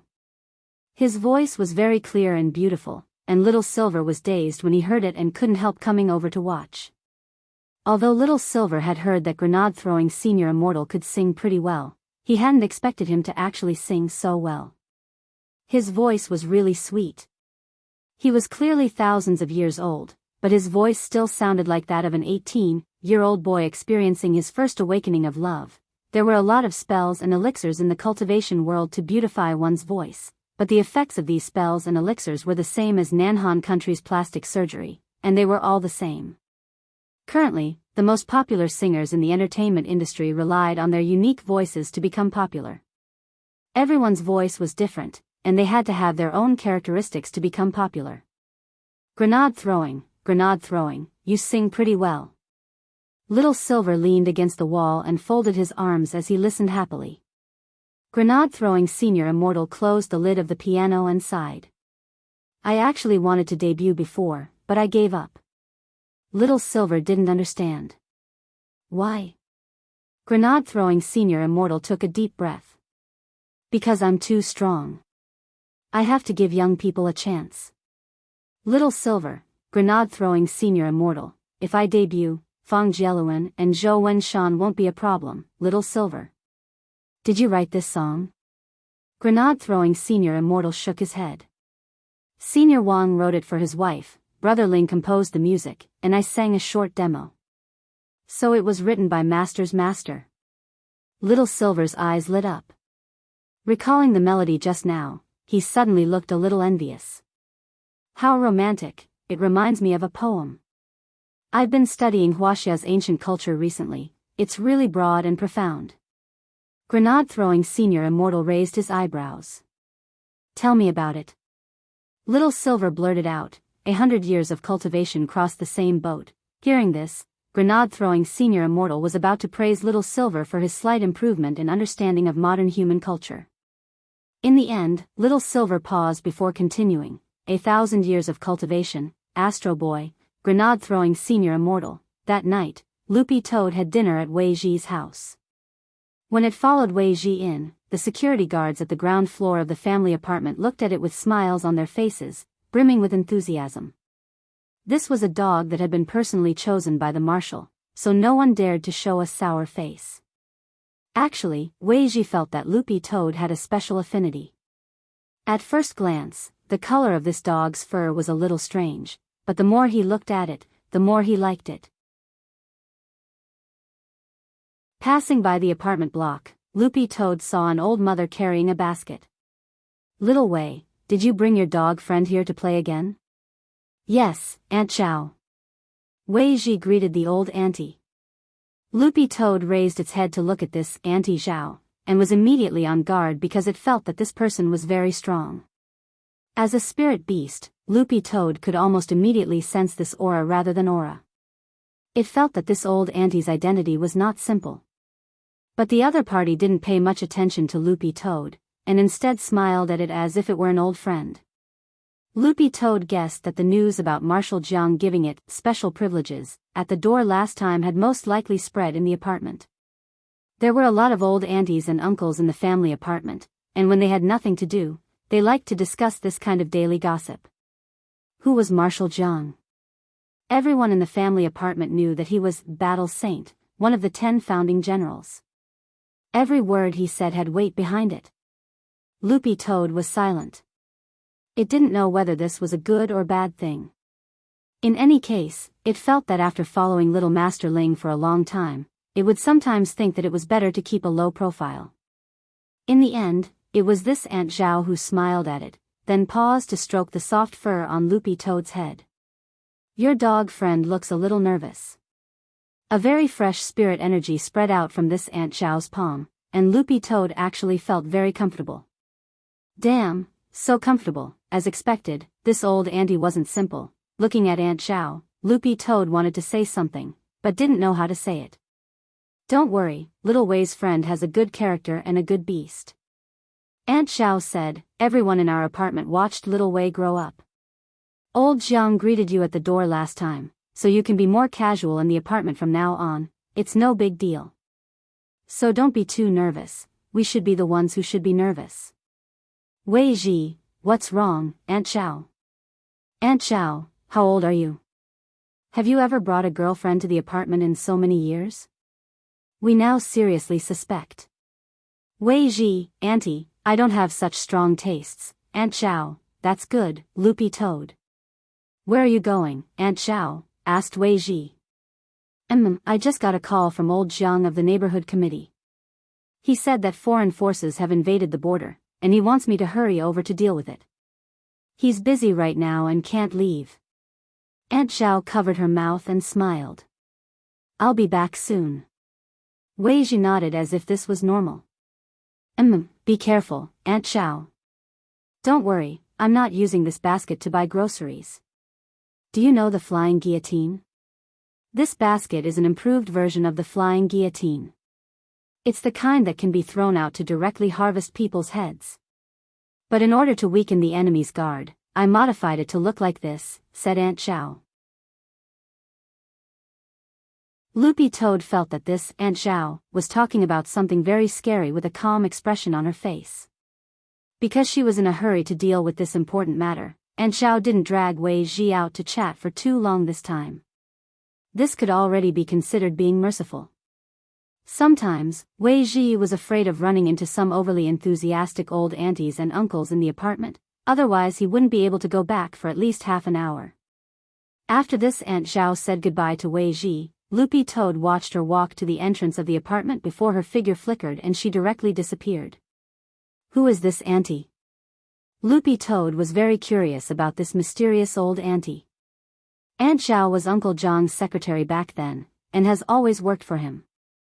Her Daoist name is Holy Lotus Dao Monarch, Wei Ji replied. Loopy Toad thought about this name, but couldn't think of it. It was probably a Daoist name from a long time ago. Since these old seniors had abdicated and retired, they no longer called each other by Daoist names. Over time, some legendary Daoist names had been lost in the memories of the younger generation, and it was probably only the older generation who knew about them. Looking at Loopy Toad's clueless expression, Wei Ji suddenly mentioned a name. Do you know Tsai Jinren? Loopy Toad nodded. I do. Of course it knew this person. She was the only female cultivator in grenade-throwing Senior Immortals chat group. Furthermore, when Little Master Ling was 10 years old, she had once launched a round of attacks on him with facial cleanser. As Wei Ji pressed the elevator button, he said lightly, this Aunt Xiao is Tsai Jinren's Shifu. What a small world.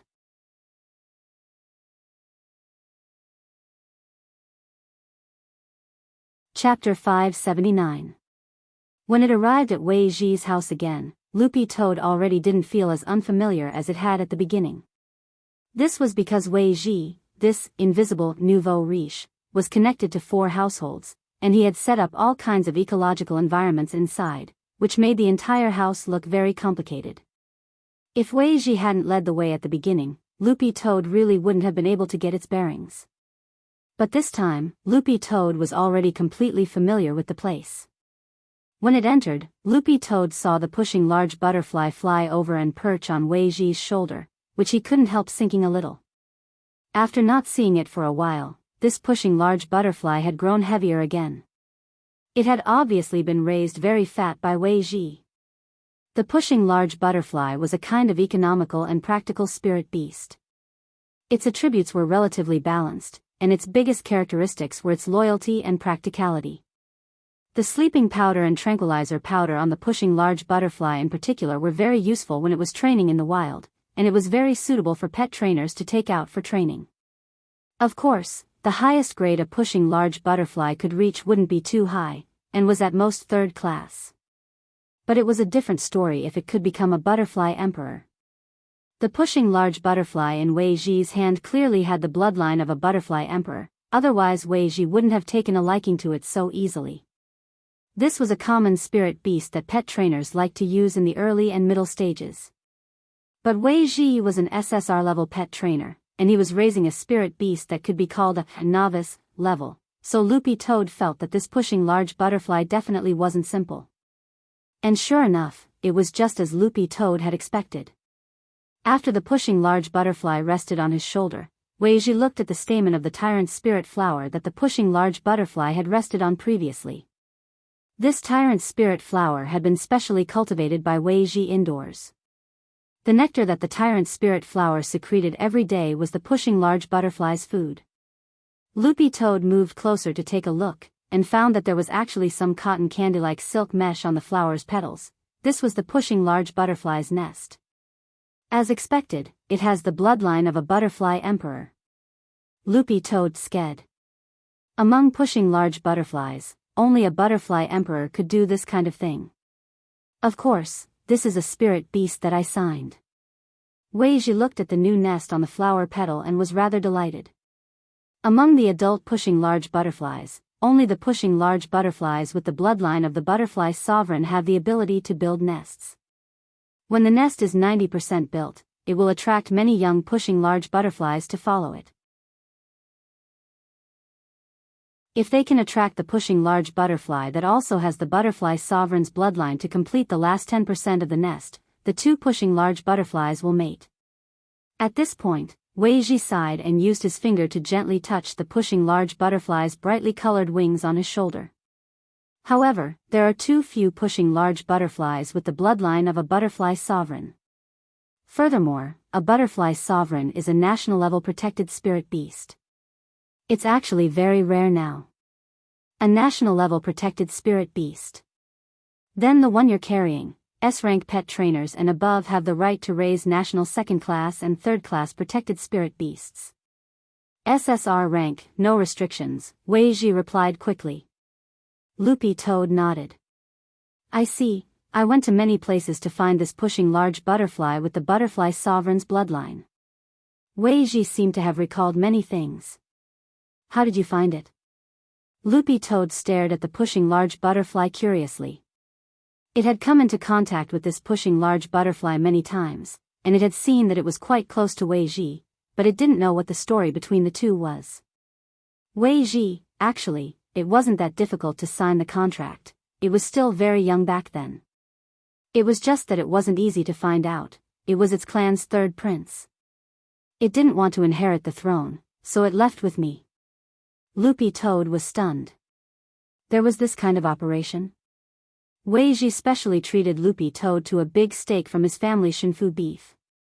This beef was very expensive, and most pet trainers definitely didn't have it at home. When Weiji cut up the beef and fried it, Loopy Toad suddenly felt a little embarrassed. Loopy Toad, this beef is pretty expensive. Weiji, it's fine. In any case, it was a scam from the vice president's family. Just yesterday, he lost a bet with me again. He lost his family's luxurious Fenrir dinner to me. It just so happens that I can't eat it by myself, so I'll fry it and eat it together. It'll also give you some nutrition. Loopy Toad, Weiji, actually, apart from the Bone King, there have probably been dozens of other times. The vice president especially likes to gamble with me. But he always loses something to me. Loopy Toad suddenly felt that this vice president of the Pet Trainers Guild, crying old immortal, was a little miserable. So it turned out that gambling really wasn't a good thing. It wasn't just that a small gamble was good for the mood, but a big one was bad for the body. Whether it was a small gamble or a big one, it was still a gamble. If you won, you wanted to win again, and if you lost, you wanted to recoup your losses. This thing was forever a bottomless pit. No one in the Wang family had this habit. Father and Mother Wang never bet with others, and didn't even buy lottery tickets or stocks. Father Wang was never interested in these kinds of opportunistic ways to make money. Loopy Toad also remembered that Father Wang had specially set 3 rules with Little Master Ling. Since a young age, Father Wang had told Little Master Ling that he wasn't allowed to use his ability to earn ill-gotten gains in any form. Making money down to earth was a skill. As he fried the steak, Weiji couldn't help laughing. I reckon that the vice president's Fenrir will howl again tonight. Both of them are of royal blood, but our family's big clawing butterfly saves me time and money. Loopy Toad was blank when it heard this. In fact, in theory, it was also a spirit beast with royal blood, it should be said that it had a royal soul. In the past, whenever Loopy Toad thought of its former identity as a demon king, it couldn't help feeling disappointed and sad. But now, it felt more at ease. Because tomorrow, it would go and put an end to everything with its own claws. Although it might not be able to be its former king in the future, Loopy Toad actually enjoyed its current life. Wang Ling looked like a lonely person, but Loopy Toad realized that when it was with him, it didn't feel lonely at all. Furthermore, it had met a lot of friends through Wang Ling. Wei Ji looked at Loopy Toad and wondered what this brother dog was thinking about. Although he had never met Wang Ling before, he had always been very curious about him. What kind of person was he to be able to raise such a magical dog? That Fenrir is also of royal blood? Isn't that a natural inheritance? When it came to the topic of royal blood, Loopy Toad actually had a lot of questions in its heart. It was very curious about the similarities and differences in bloodline inheritance between Eastern spirit beasts, demon beasts, and Western magic beasts. Most bloodlines are naturally inherited. The Fenrir in the vice president's house is a purebred. Of course, there are exceptions. Wei Ji said, for example, the legendary demon saint of the demon world. Demon saint is probably the supreme leader of the demon world, and is one level higher than demon gods. But no one knows how demon saint is inherited. Do you know the holy pillar of the demon world?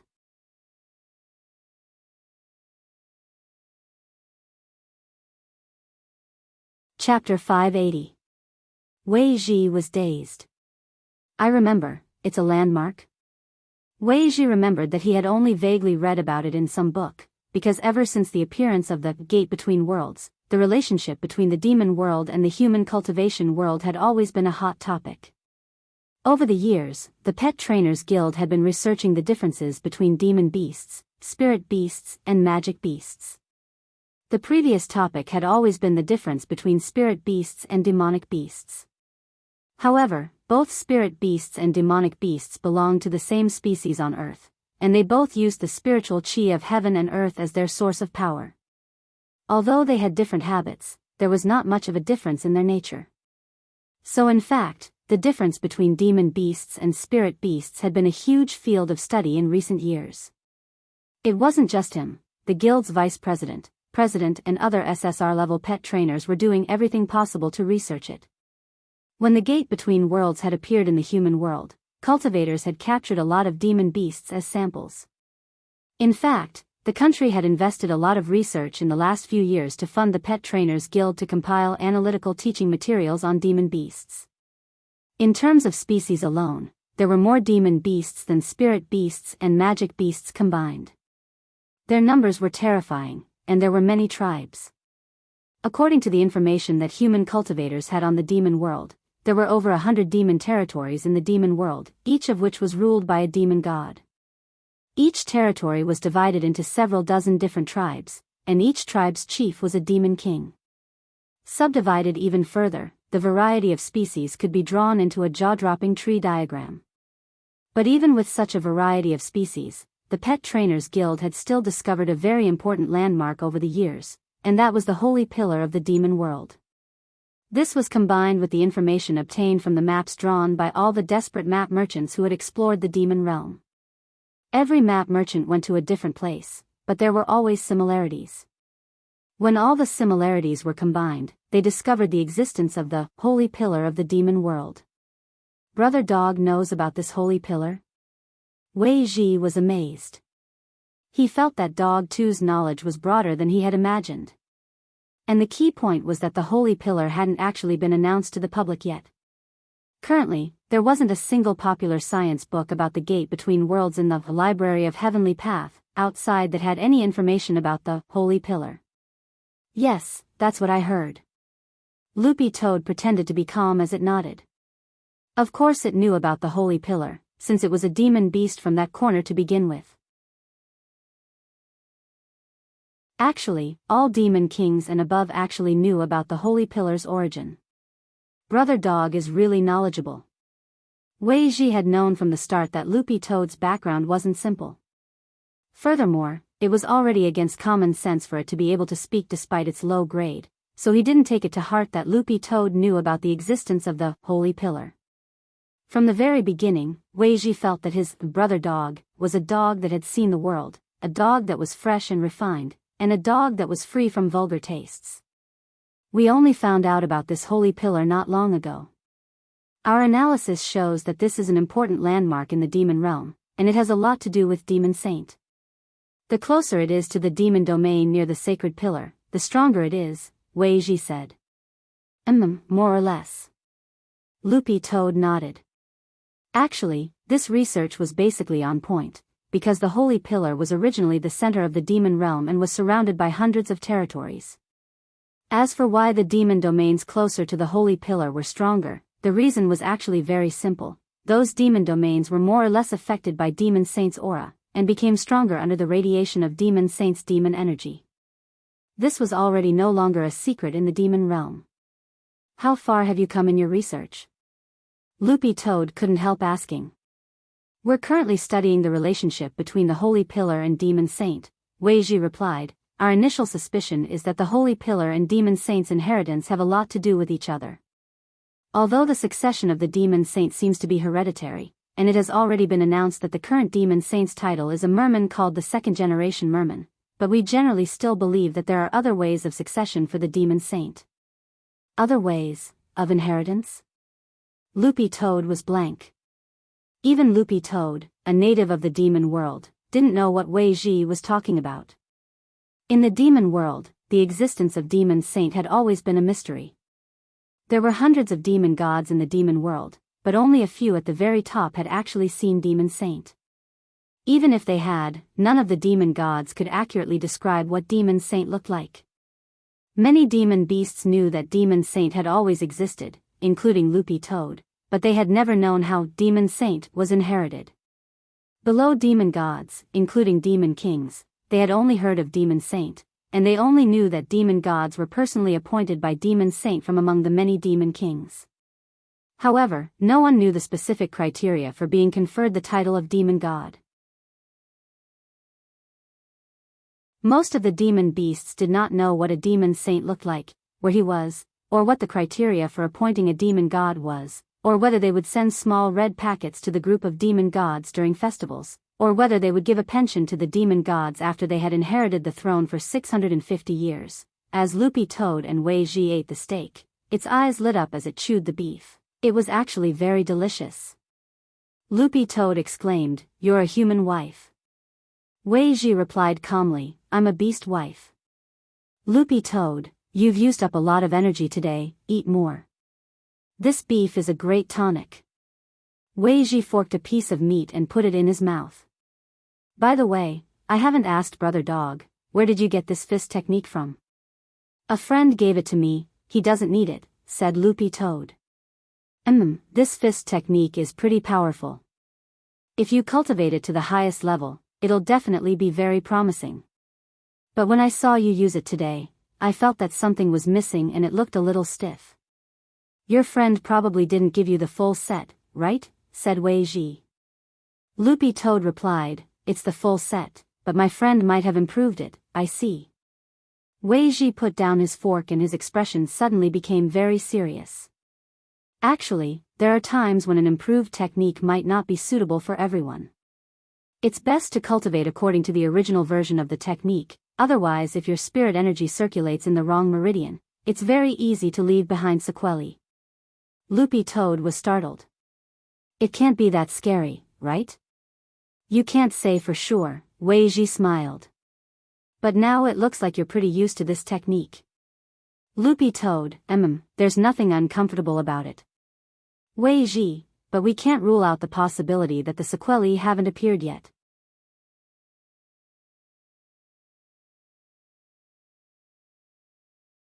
Chapter 581. After leaving Weiji's house, Loopy Toad had been thinking about the basic dog skills it had used in the fight earlier. Loopy Toad didn't feel that there was anything wrong with cultivating this fist technique. It could even be said that cultivating this fist technique had opened up many of its originally blocked meridians, and the compatibility between its soul and body had risen to a whole new level. However, Weiji's words still made Loopy Toad feel a little uneasy. This was because Wei Ji's instincts had always been very accurate, especially when it came to spirit beasts. The main point was that Loopy Toad was a demon beast to begin with. Although it was cultivating according to a spirit beast's technique, what if something really went wrong? What should it do? Little Master Ling had personally improved the Demon King Heart Sutra, so Loopy Toad felt very reassured. But the problem was that Little Silver had memorized this basic dog skills from Dog Saint's depository of Buddhist texts back then. Furthermore, Little Silver himself had said that he had condensed this spirit technique in his own way. It was more refined than the original version, but for some reason, Loopy Toad felt that it wasn't reliable. On the way home, Loopy Toad couldn't help sending Little Silver a message. Was the basic dog skills you gave me last time complete? Little Silver's face was full of black question marks when he saw the message. It was complete. Loopy Toad, no sequelae? Little Silver, it would have been fine if the after effects hadn't been mentioned, but at the mention of them, Little Silver immediately recalled that Dog Saint had in fact written a note on the title page of the manual about cultivating the basic dog skills. But at the time, this note was only for the dog clan, so Little Silver hadn't kept it in mind. He only remembered that if you didn't follow the note when cultivating the technique, it could lead to some after effects. Seeing Little Silver's ellipsis reply, Loopy Toad was so shocked that its fur stood on end. There really is? Little Silver patted his face and replied a little aggrievedly, there really is. It's a note for the Hound clan. Because it's only for the Hound clan, I didn't really remember it. I only remembered it after I passed the cultivation method to you, but because it's been too long, I wanted to wait until I remembered it before telling you. Loopy Toad was stunned. F***K, you tricked me. You demon Silver. Little Silver. Do you feel unwell now? Loopy Toad, no, Little Silver, then what are you panicking about? Maybe there aren't any sequelae at all, or maybe they aren't obvious, and it's not that serious. Loopy Toad was blank. What are the common sequelae? Whether it was humans, beasts, or any other living beings, they all had a natural fear of the unknown. Why was it popular to bring wolfberries out these days? Wasn't it to nip trouble in the bud? Little Silver pretended to think back, but didn't reply for several minutes. How would he know? Actually, it was mainly because he really didn't remember it carefully at that time. Otherwise, it would have been impossible for him to not remember it. For some reason, Little Silver had a bad feeling in his heart, and felt that he had indeed conned this Dog Boppy. Although Dog Boppy was usually very naughty, Little Silver still had an excellent overall impression of Loopy Toad. Full score of 5 stars, if not 5 stars, at least 4 stars. This was a very loyal dog. But given the current situation, Little Silver really didn't know how to comfort Dog 2. After a long time, Little Silver replied. The usual sequelae are nothing more than physical fatigue, backache, night sweats and kidney deficiency. Loopy Toad, kidney deficiency? Little Silver, at worst, I'll just take some 6-flavor Dihuang pills. Loopy Toad, Little Silver, don't worry, it shouldn't be too serious. Don't we still have Master? With Master here, why are you panicking? If your kidneys really are weak, you can get Master to stroke them for you. Loopy Toad, Little Silver, I'm talking about stroking your fur, don't get the wrong idea. Loopy Toad. Speaking up to this point, Little Silver couldn't help sighing. When can I be stroked by Master? I heard that Master stroked you many times, and his technique is very comfortable. I wonder how it compares with grenade throwing. Loopy Toad, you pervert. When it reached the front of the house, Loopy Toad did its best to put the sequelae to the back of its mind. It didn't want little Master Ling to become suspicious if it looked uneasy. Because it was about to do something big. Furthermore, Loopy Toad wanted to wrap things up as soon as possible and come back as a dog pretending that nothing had happened. The deadline for its prophetic dream was approaching, and it would set off for its clan at noon tonight. When it entered the house, Loopy Toad was actually a little nervous because it had been doing the whole thing behind Wang Ling's back, which made it feel a little guilty. Now, Loopy Toad just wanted to hurry up and end everything so that it could return to little Master Ling's side as soon as possible. Taking a deep breath, Loopy Toad pushed open the door. It was 9:00 when it got home, and Mother Wong was already upstairs. It was time for her to put on her face mask, and Father Wong was in the study writing his draft under Lai Mengmeng's watchful eye. Wang Ling, on the other hand, was actually already lying in bed. This was beyond Loopy Toad's expectations. Why was little Master Ling resting so early today? Was he too tired from today's sports meet? Little Master Ling was very different from other people when he took part in the sports meet. Other people were tired because of the exercise, but little Master Ling was tired because he had to control his primordial qi during the exercise. This operation consumed a lot more energy than simple exercise. Thinking this, Loopy Toad suddenly felt that its explanation was simply flawless. Loopy Toad walked over to the bed and called out in a very low voice, "Woof." Wang Ling, who was pretending to be asleep, there really wasn't any response. Loopy Toad was overjoyed. The heavens were really on its side. Wang Ling, who was pretending to be asleep, Loopy Toad went to the bathroom and closed the door. Recalling the method Wang Ling had used to locate immortal Jinyuan's drought star, it started to operate Lord Ma. The toilet lid on Lord Ma opened on its own, and its ancient voice came out just like before, echoing faintly. "I am serving," but before it could finish, Loopy Toad retorted in a very low voice, "You're courting death." "Little Master Ling is sleeping." Lord Ma obediently shut its mouth. After Loopy Toad silently recited the coordinates, Lord Ma, just like before, gave off a burst of light that enveloped itself. Then, with a whoosh, Loopy Toad directly turned into a beam of light and disappeared on the spot. The moment Loopy Toad disappeared, Wang Ling pushed open the door and entered. "Did you send him away?" Wang Ling stared at Lord Ma and asked telepathically. Lord Ma, "Yes, Lord Supreme Wang Ling, did you add the buff?" Wang Ling asked again. Lord Ma, "Yes, Lord Supreme Wang Ling." This was the power that Wang Ling had stored in Lord Ma's body. As long as Loopy Toad activated Lord Ma, Wang Ling's golden light shield would directly cover Dog 2. After confirming this, Wang Ling felt a lot more at ease. With the golden light shield, Wang Ling felt that he didn't have to worry too much about Loopy Toad's safety. Besides, this Dog 2 was very astute. It also had Immortal Jinyuan's main immortal seal on it. If something really happened.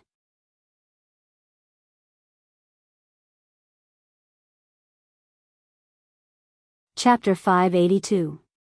The demon world in the gate between worlds was divided into 3 zones and 108 territories, divided according to strength into 96 outer territories, 8 middle territories, and 4 inner territories. According to overall strength, the sky-swallowing toad clan was situated in one of the 4 inner territories. The disputes between the 4 inner territories were far more complicated than those between the middle and outer territories. At the same time, the 4 great Yao gods of the 4 inner regions were also the strongest Yao gods.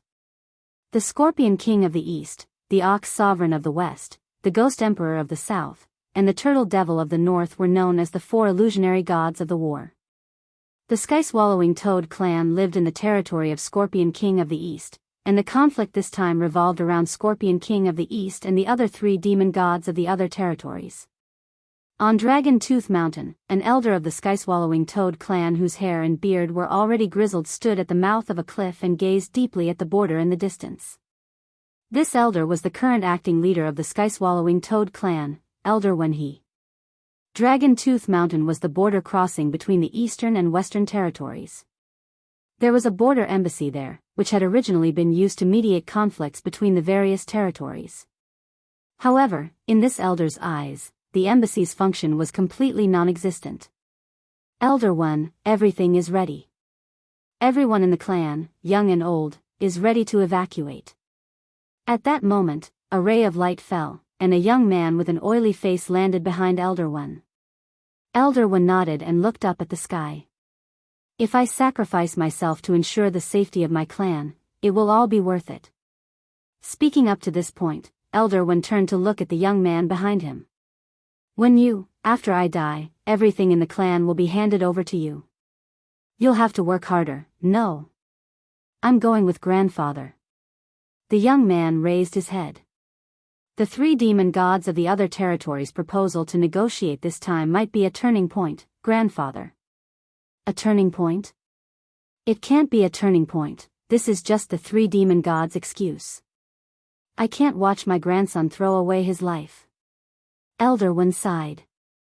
In the end, you're still too young to understand the situation. No matter how we prove our innocence, it's no use when the other three territories forcefully accuse us like this. Just who did our clan offend? When you clenched her fists tightly, looking very angry. Our sky-swallowing toad clan has always scrupulously abided by our duties since the founding of the clan. Several years ago, the 10th generation leader was pushed by the demon kings to charge and break through enemy lines, and died a violent death. What right do the demon gods of the other three territories have to taint our innocence? Are you trying to tarnish my race by hiding a magical artifact of mass destruction for Scorpion King? In fact, no matter what one does, this kind of malicious act of tarnishing someone's reputation out of thin air would end up with nothing more than a sieve. You're still young and have a long way to go, but I'm already old. The sacrifice of my clan is merely a chess piece. This time, the other three territories sent people over to negotiate. They said that they want to thoroughly investigate whether our race has that weapon of mass destruction. If it is proven that we do not have it, the three territories will cancel the war against the Eastern Territory. Elder One pinched his beard, and his eyes seemed to have seen through everything. But it's impossible to cancel the war from the beginning to the end. These three territories are already prepared to join forces to suppress our Eastern Territory. There's no way Scorpion King will allow the other three territories to enter our Eastern Territory to conduct a search during this negotiation. At this point, the young man already completely understood. Scorpion King was stuck between a rock and a hard place. The existence of a magic artifact of mass destruction in the Eastern Territory was a nonsensical rumor to begin with, but the demon gods of the other three territories were still unrelenting in their determination to conduct a search, and had repeatedly joined forces to denounce and criticize it. They declared to the other territories that they would never let this matter rest, and unless the Eastern Territory was allowed to conduct a search, they would join forces to retaliate. What kind of shameless hoodlum behavior was this? If Scorpion King shows weakness, this will only make the other territories doubt the overall strength of our Eastern Territory. Right now, the 8 territories of the Central Territory are coveting the position of the 4 inner territories. Once Scorpion King shows weakness, it will only temporarily stop the wound. Elder One had seen through this matter from the very beginning. At that time, the 8 regions of the Central region will definitely use this matter to make a big fuss. They'll kick our Eastern region out of the 4 regions and fight for the position of the new Eastern region. The young man was silent. The war between the demon territories had always brought only pain and suffering. The ones who really suffered were the innocent demon beasts in the process. Most demon beasts enjoyed a peaceful life, but the competition between the demon territories was such a cruel thing. Scorpion King of the Eastern Territory had always been a strong advocate. This time, the other 3 territories had joined forces to fight against the Eastern Territory, which in fact had something to do with Scorpion King's own character, but this was not a reason to frame others or create something out of nothing.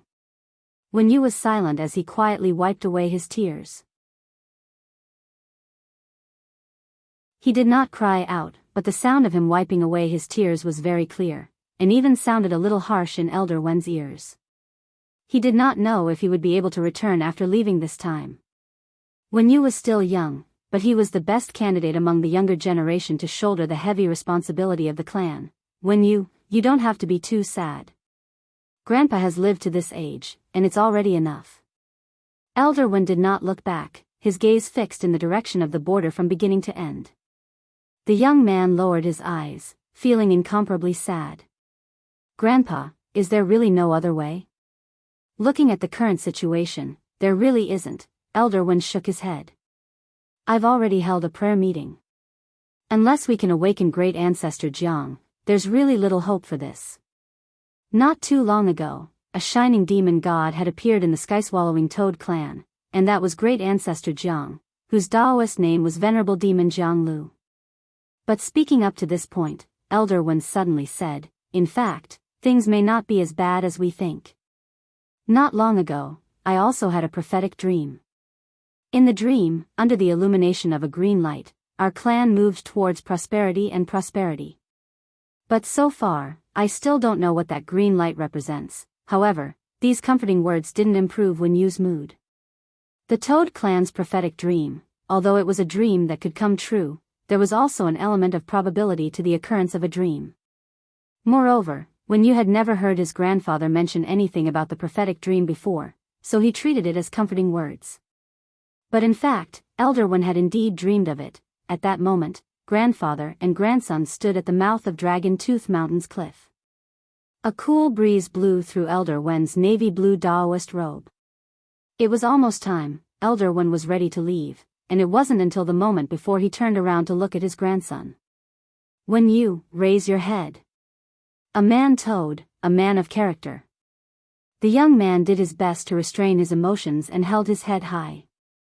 We are a clan that has been illuminated by the demon god's glory. Even if we are lonely now, you must remember, for the sake of our ancestors. For the sake of the clan, you can't lower your head at any time.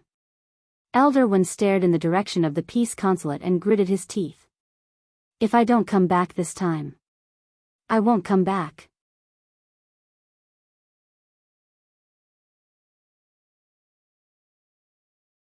Chapter 583. When Elder One rushed to the peace consulate, he could already feel the smell of gunpowder. The atmosphere in the peace consulate wasn't peaceful at all. Instead, it was a little tense. Although he had long expected that this kind of negotiation would have no results, Elder One still sighed in his heart and slowly walked in. In the peace consulate, the envoys from the southern, western, and northern territories had been waiting for a long time. The 3 envoys sent this time were direct ambassadors of the demon gods of the south, north, and west, Daoist Horseface under Venerable Ox of the west, Daoist Witch Demon under Ghost Emperor of the south, and Daoist Bronze Turtle under Turtle Devil of the north. This time, the 3 territories colluded to exclude the East Territory, which was something that even Scorpion King did not expect, and this negotiation could be said to be insincere. If they really wanted to resolve this matter peacefully, they shouldn't have just sent emissaries to negotiate. At the very least, the 3 territories should have sent a demon god as a representative. However, the ones sitting here were merely the emissaries of the 3 territories. In the conference hall of the peace consulate, there was a round table. The southern, western, and northern emissaries sat around the round table with their fingers crossed and their heads in deep thought. Elder One was silent and did not say anything. He found a place to sit down. After a minute or two of silence, Daoist Horseface said, "The envoys of our 3 territories have come to the consulate today for peace talks. Why didn't Scorpion King of the East personally receive us?" Elder One silently rolled his eyes in his heart. These were questions that he already knew the answer to. The 3 of them already knew that the eastern region demon god Scorpion Emperor would not appear, so they purposely made things difficult for him. Scorpion King is busy playing ranked at home today. I'm afraid he won't have time to come over. Elder One cupped his fists. The envoys from the 3 territories, Elder One casually pulled out a seat and sat down. His face showed a fearless expression, completely ready to die bravely. Daoist Horseface was still staring at him relentlessly. Who allowed you to sit down? As a result, Elder One did not listen to him at all and even crossed his legs. Since he was going to die today, what was there to be afraid of? Daoist Horseface's face darkened. Are you not giving me face? We are all emissaries, and the peace consulate was established in the spirit of fair negotiations. But whether it's fair or not, don't the 3 of you know? Elder One was not afraid at all. He simply said this directly, "Today, I have come with the determination to die, so there is nothing to be afraid of." Is this the Scorpion King's intention? Daoist Witch Demon smiled. Do you know that you are fighting against 3 territories? Your puny sky-swallowing Toad clan dares to stir up a conflict in the demon region.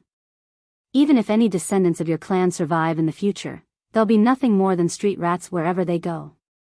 Ever since the rumor that our clan hid a magic weapon of mass destruction for King Scorpion, all kinds of rumors have been spreading in the southern, western, and northern regions.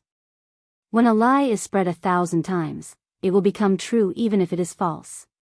This matter was originally made up, and everyone in the Eastern Domain knows about it. If the 3 envoys represent the 3 domains and insist on putting the blame on me, then I can't afford to bear the blame of the 3 domains. Elder One waved his hand. Daoist Horseface's face darkened and his voice was incomparably gloomy. Since you're already prepared to die, we won't say anything more. If you have the guts, try walking out of this consulate. What? You don't dare make a move on me in this consulate? Elder One smiled lightly.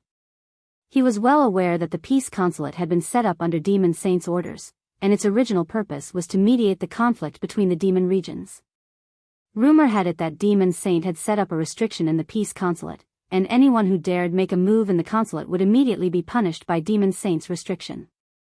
This rumor had always existed, but no one had ever dared to put it into practice. Thus, Elder One felt that he could bet that these 3 people absolutely wouldn't dare make a move on him, at least in the peace consulate.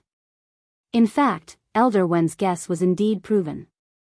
Because they were overly fearful of Demon Saint's restriction, the faces of Daoist Horseface, Daoist Witch Demon, and Daoist Bronze Turtle from the southern, western, and northern regions instantly darkened.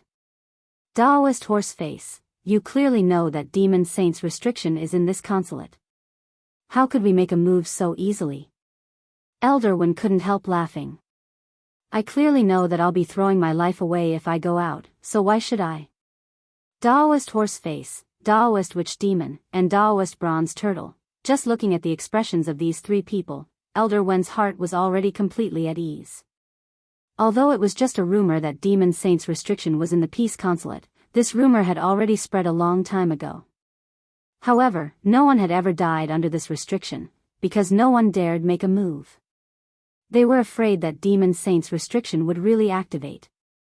Thus, Elder One wasn't in the mood to verify whether this restriction really existed. He had just wanted to take a gamble from the start. Now that he had confirmed that these 3 people wouldn't dare make a move on him, Elder One was simply overjoyed. He stared at Daoist Horseface. Hit me. Then he straightaway did a standing long jump in front of Daoist Horseface. You can't do it. The envoys from the 3 territories, Elder One, curse at me. You can't open your mouth. The envoys from the 3 territories, the corner of Daoist Horseface's mouth twitched. After thinking for a long time, he decided to take a step back in order to advance. Our 3 territories all have manners. It's impossible for us to make a move on the envoys. Since Scorpion King isn't here today, why don't we discuss this another day when he's free? According to their original plan, they hadn't planned to kill Elder One to begin with, but to detain and arrest him in the name of privately possessing a magic weapon of mass destruction. But even if they were going to arrest him, they would still have to resort to witchcraft. The problem was, who would dare make a move in the peace consulate? I've already seen through the 3 territories' ability to frame others. Elder One didn't believe their nonsense at all. From the moment he entered the room, their eyes had already said it all. Daoist Horseface couldn't help asking, then what do you want to do? Don't tell me you still want to live here? Pa. Elder One snapped his fingers. You're right. The envoys from the 3 territories, Elder One sat down cross-legged and took out a brocade pouch from which he then took out his pots, bowls, ladles, and basins. There was also a glass bottle, and this glass bottle was filled with insect eggs. Elder One, this bottle contains the large meat flies produced by my clan. There are 100,000 male eggs and 100,000 female eggs, and some of them are already about to hatch. This way, we won't have to worry about food supplies. Furthermore, I'm also old and can't eat much. As long as I have this bottle, I can live here until I die of old age. The envoys from the 3 territories, holding the glass bottle, Elder One smiled. Who do you think can survive better than my clan in the 3 territories?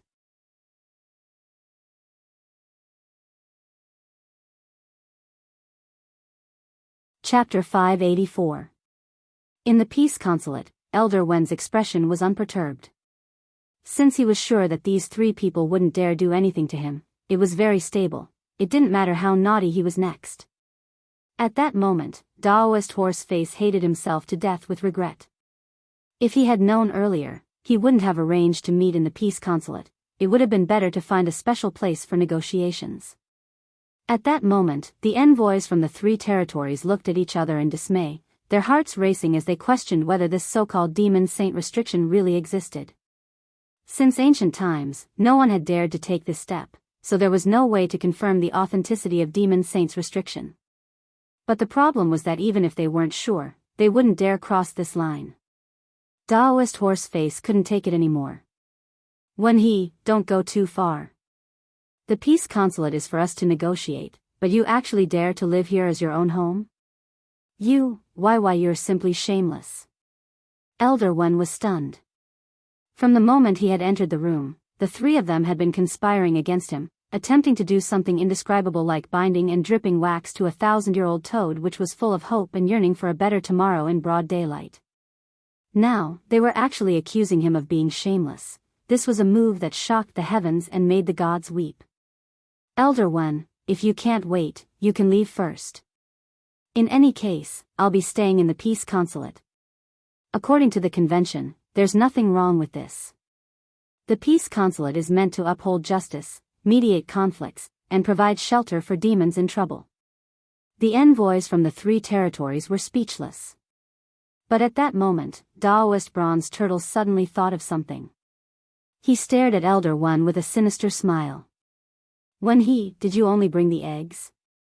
There's no incubation potion, right? If you want to hatch them, you'll need a special incubation demon potion. Miscalculation. Elder One patted his head. The incubation demon potion was a very important part of incubating large flesh flies. After all, he was getting on in years. There were times when things really weren't so comprehensive. Daoist Horseface laughed. Ha ha ha. Are you stupid? Without the incubation potion, these eggs are useless to you. We can just wait here with you. If there were these insect eggs, Elder One's endurance could increase infinitely.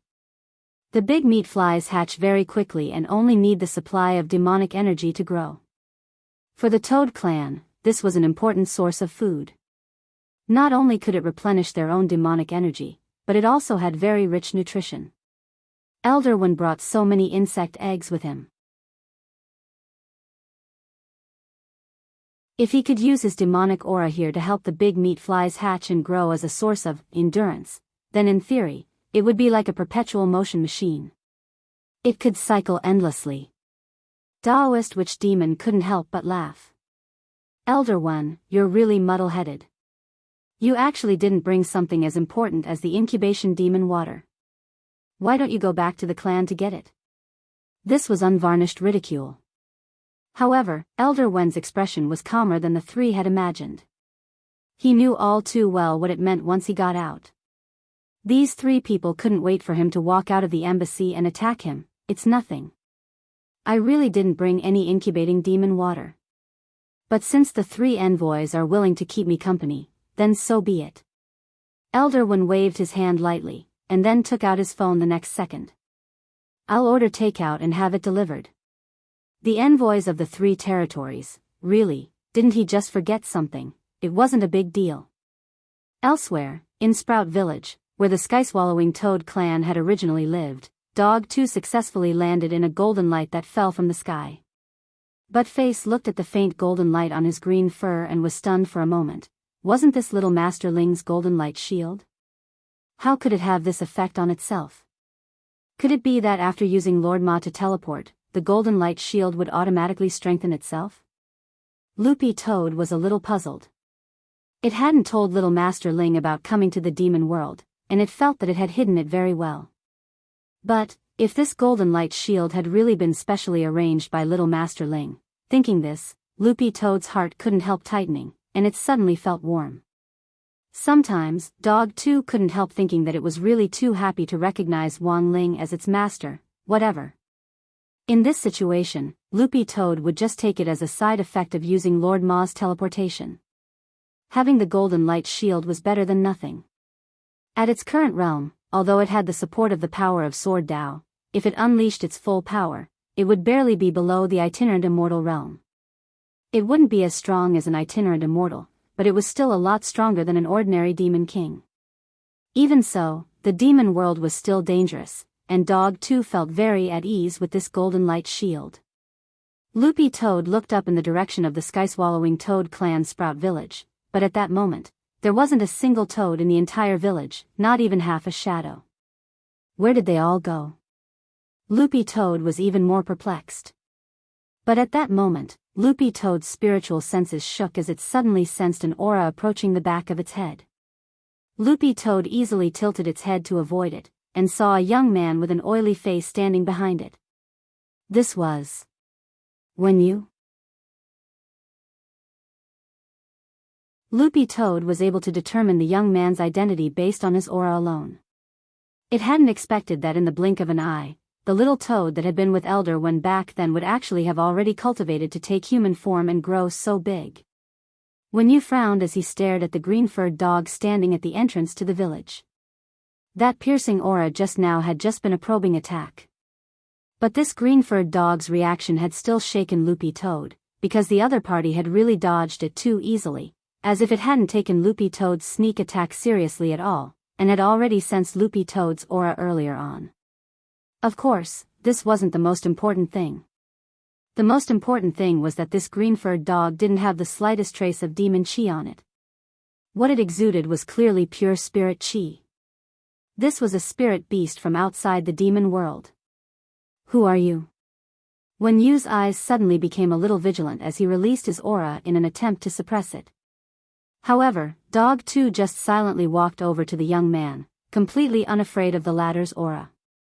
It just sighed in its heart, this little guy from back then actually had this kind of strength now. In some sense, Loopy Toad felt that When You was actually more talented than it had been back then, and it was actually a little gratified. Because Loopy Toad had the golden light shield to begin with, When Yu's aura didn't have the slightest effect at all. When Loopy Toad approached the young man step by step, When Yu's heart almost immediately went on alert. Something told him that this green-furred dog was very dangerous. However, Loopy Toad merely raised its head and stared at him, but it was this gaze that made When You dazed for a moment. Where are the others in the village? The moment Loopy Toad opened its mouth, When You was immediately stupefied. Because, this was the voice of the 10th generation leader. When Yu's eyes almost immediately reddened. I'm not dead yet, child.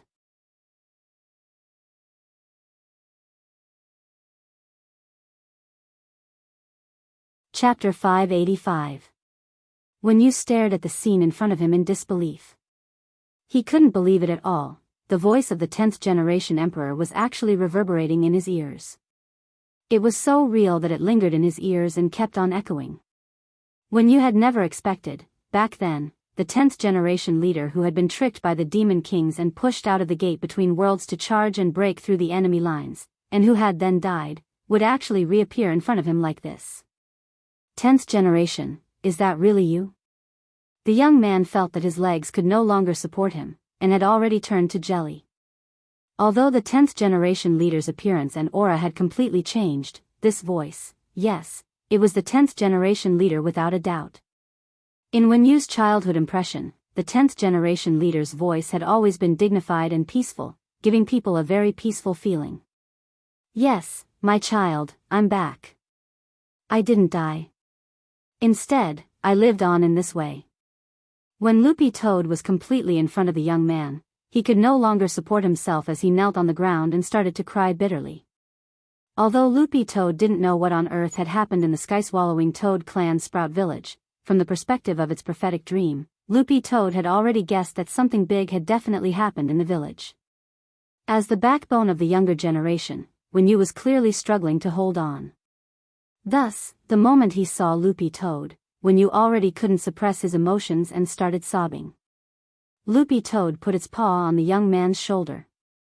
It's been hard on you when I wasn't around. It had actually been a very long time since Dog 2 had spoken in this kind of leadership tone ever since it had started following Little Master Ling. For one thing, it wasn't used to it, and for another, life in the human cultivation city had made Dog 2 forget the days when it had been a king. But now that it had returned, in order to completely sever all this, and also to fulfill its final responsibility as a king, Dog 2 had already thought it through and decided to play the role of king. Of course, this would also be the last time. Loopy Toad quietly waited for the young man to rein in his emotions. After a few minutes or so, when it saw that Wenyu had gradually calmed down, Loopy Toad opened its mouth slowly. After I disappeared, did a new king take office? No, Wenyu wiped away his tears. Grandfather, he actually always believed that the 10th generation leader wasn't dead, and everyone has been waiting for him to come back. So it was like that. Loopy Toad lowered its head in contemplation. This was exactly what it had seen and deduced in its prophecy dream. Loopy Toad stretched out a paw and pressed it to Wenyu's forehead. Don't move, relax. I want to know what on earth happened in the village. This was a simple memory extraction spell that required the cooperation of the person whose memory was being perceived. Loopy Toad knew that something big had happened in the village, but Wenyu wouldn't be able to explain it in just a few words. Instead of that, it would be more convenient for Loopy Toad to directly search through the memories. After Loopy Toad's memories of it of two, it was turned of dog you of one of everything of what had of it of had was that. Of was all was, dog it's of one of the of his of. It was fortunate that it hadn't fully inherited the power of the Sword Tao. If it could fully absorb the power of the Sword Tao, even if it hadn't reached the level of a first-grade spirit beast, but Face felt that it would be able to fight a demon god.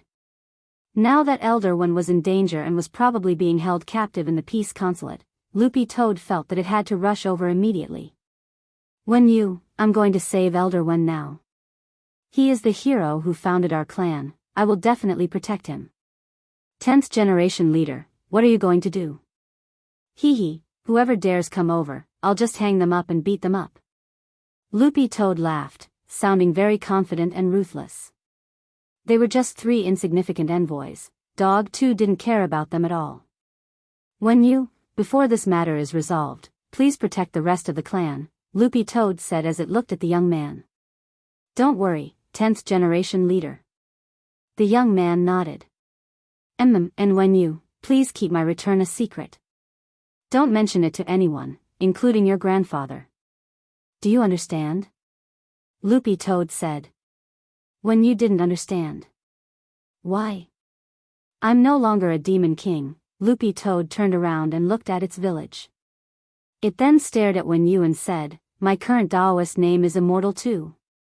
Wenyu, elsewhere, in the Peace Consulate, the little demon from Demon Takeout very quickly delivered the incubation demon water according to Elder Wen's online order. When it arrived at the entrance of the Peace Consulate, the little demon was shocked. This place was too grand. As a little demon, it would have never been able to set foot here in its entire life. At the entrance of the consulate, the little demon asked weakly, is this Mr. Wen's delivery? Elder Wen was sitting in the consulate, and when he heard the little demon speak, he immediately replied happily, yes, I ordered it. Come in directly. The little demon's heart trembled as it carried the incubation demon water that Elder Wen had ordered. Holy shit! It actually had a chance to go in? This was the Peace Consulate.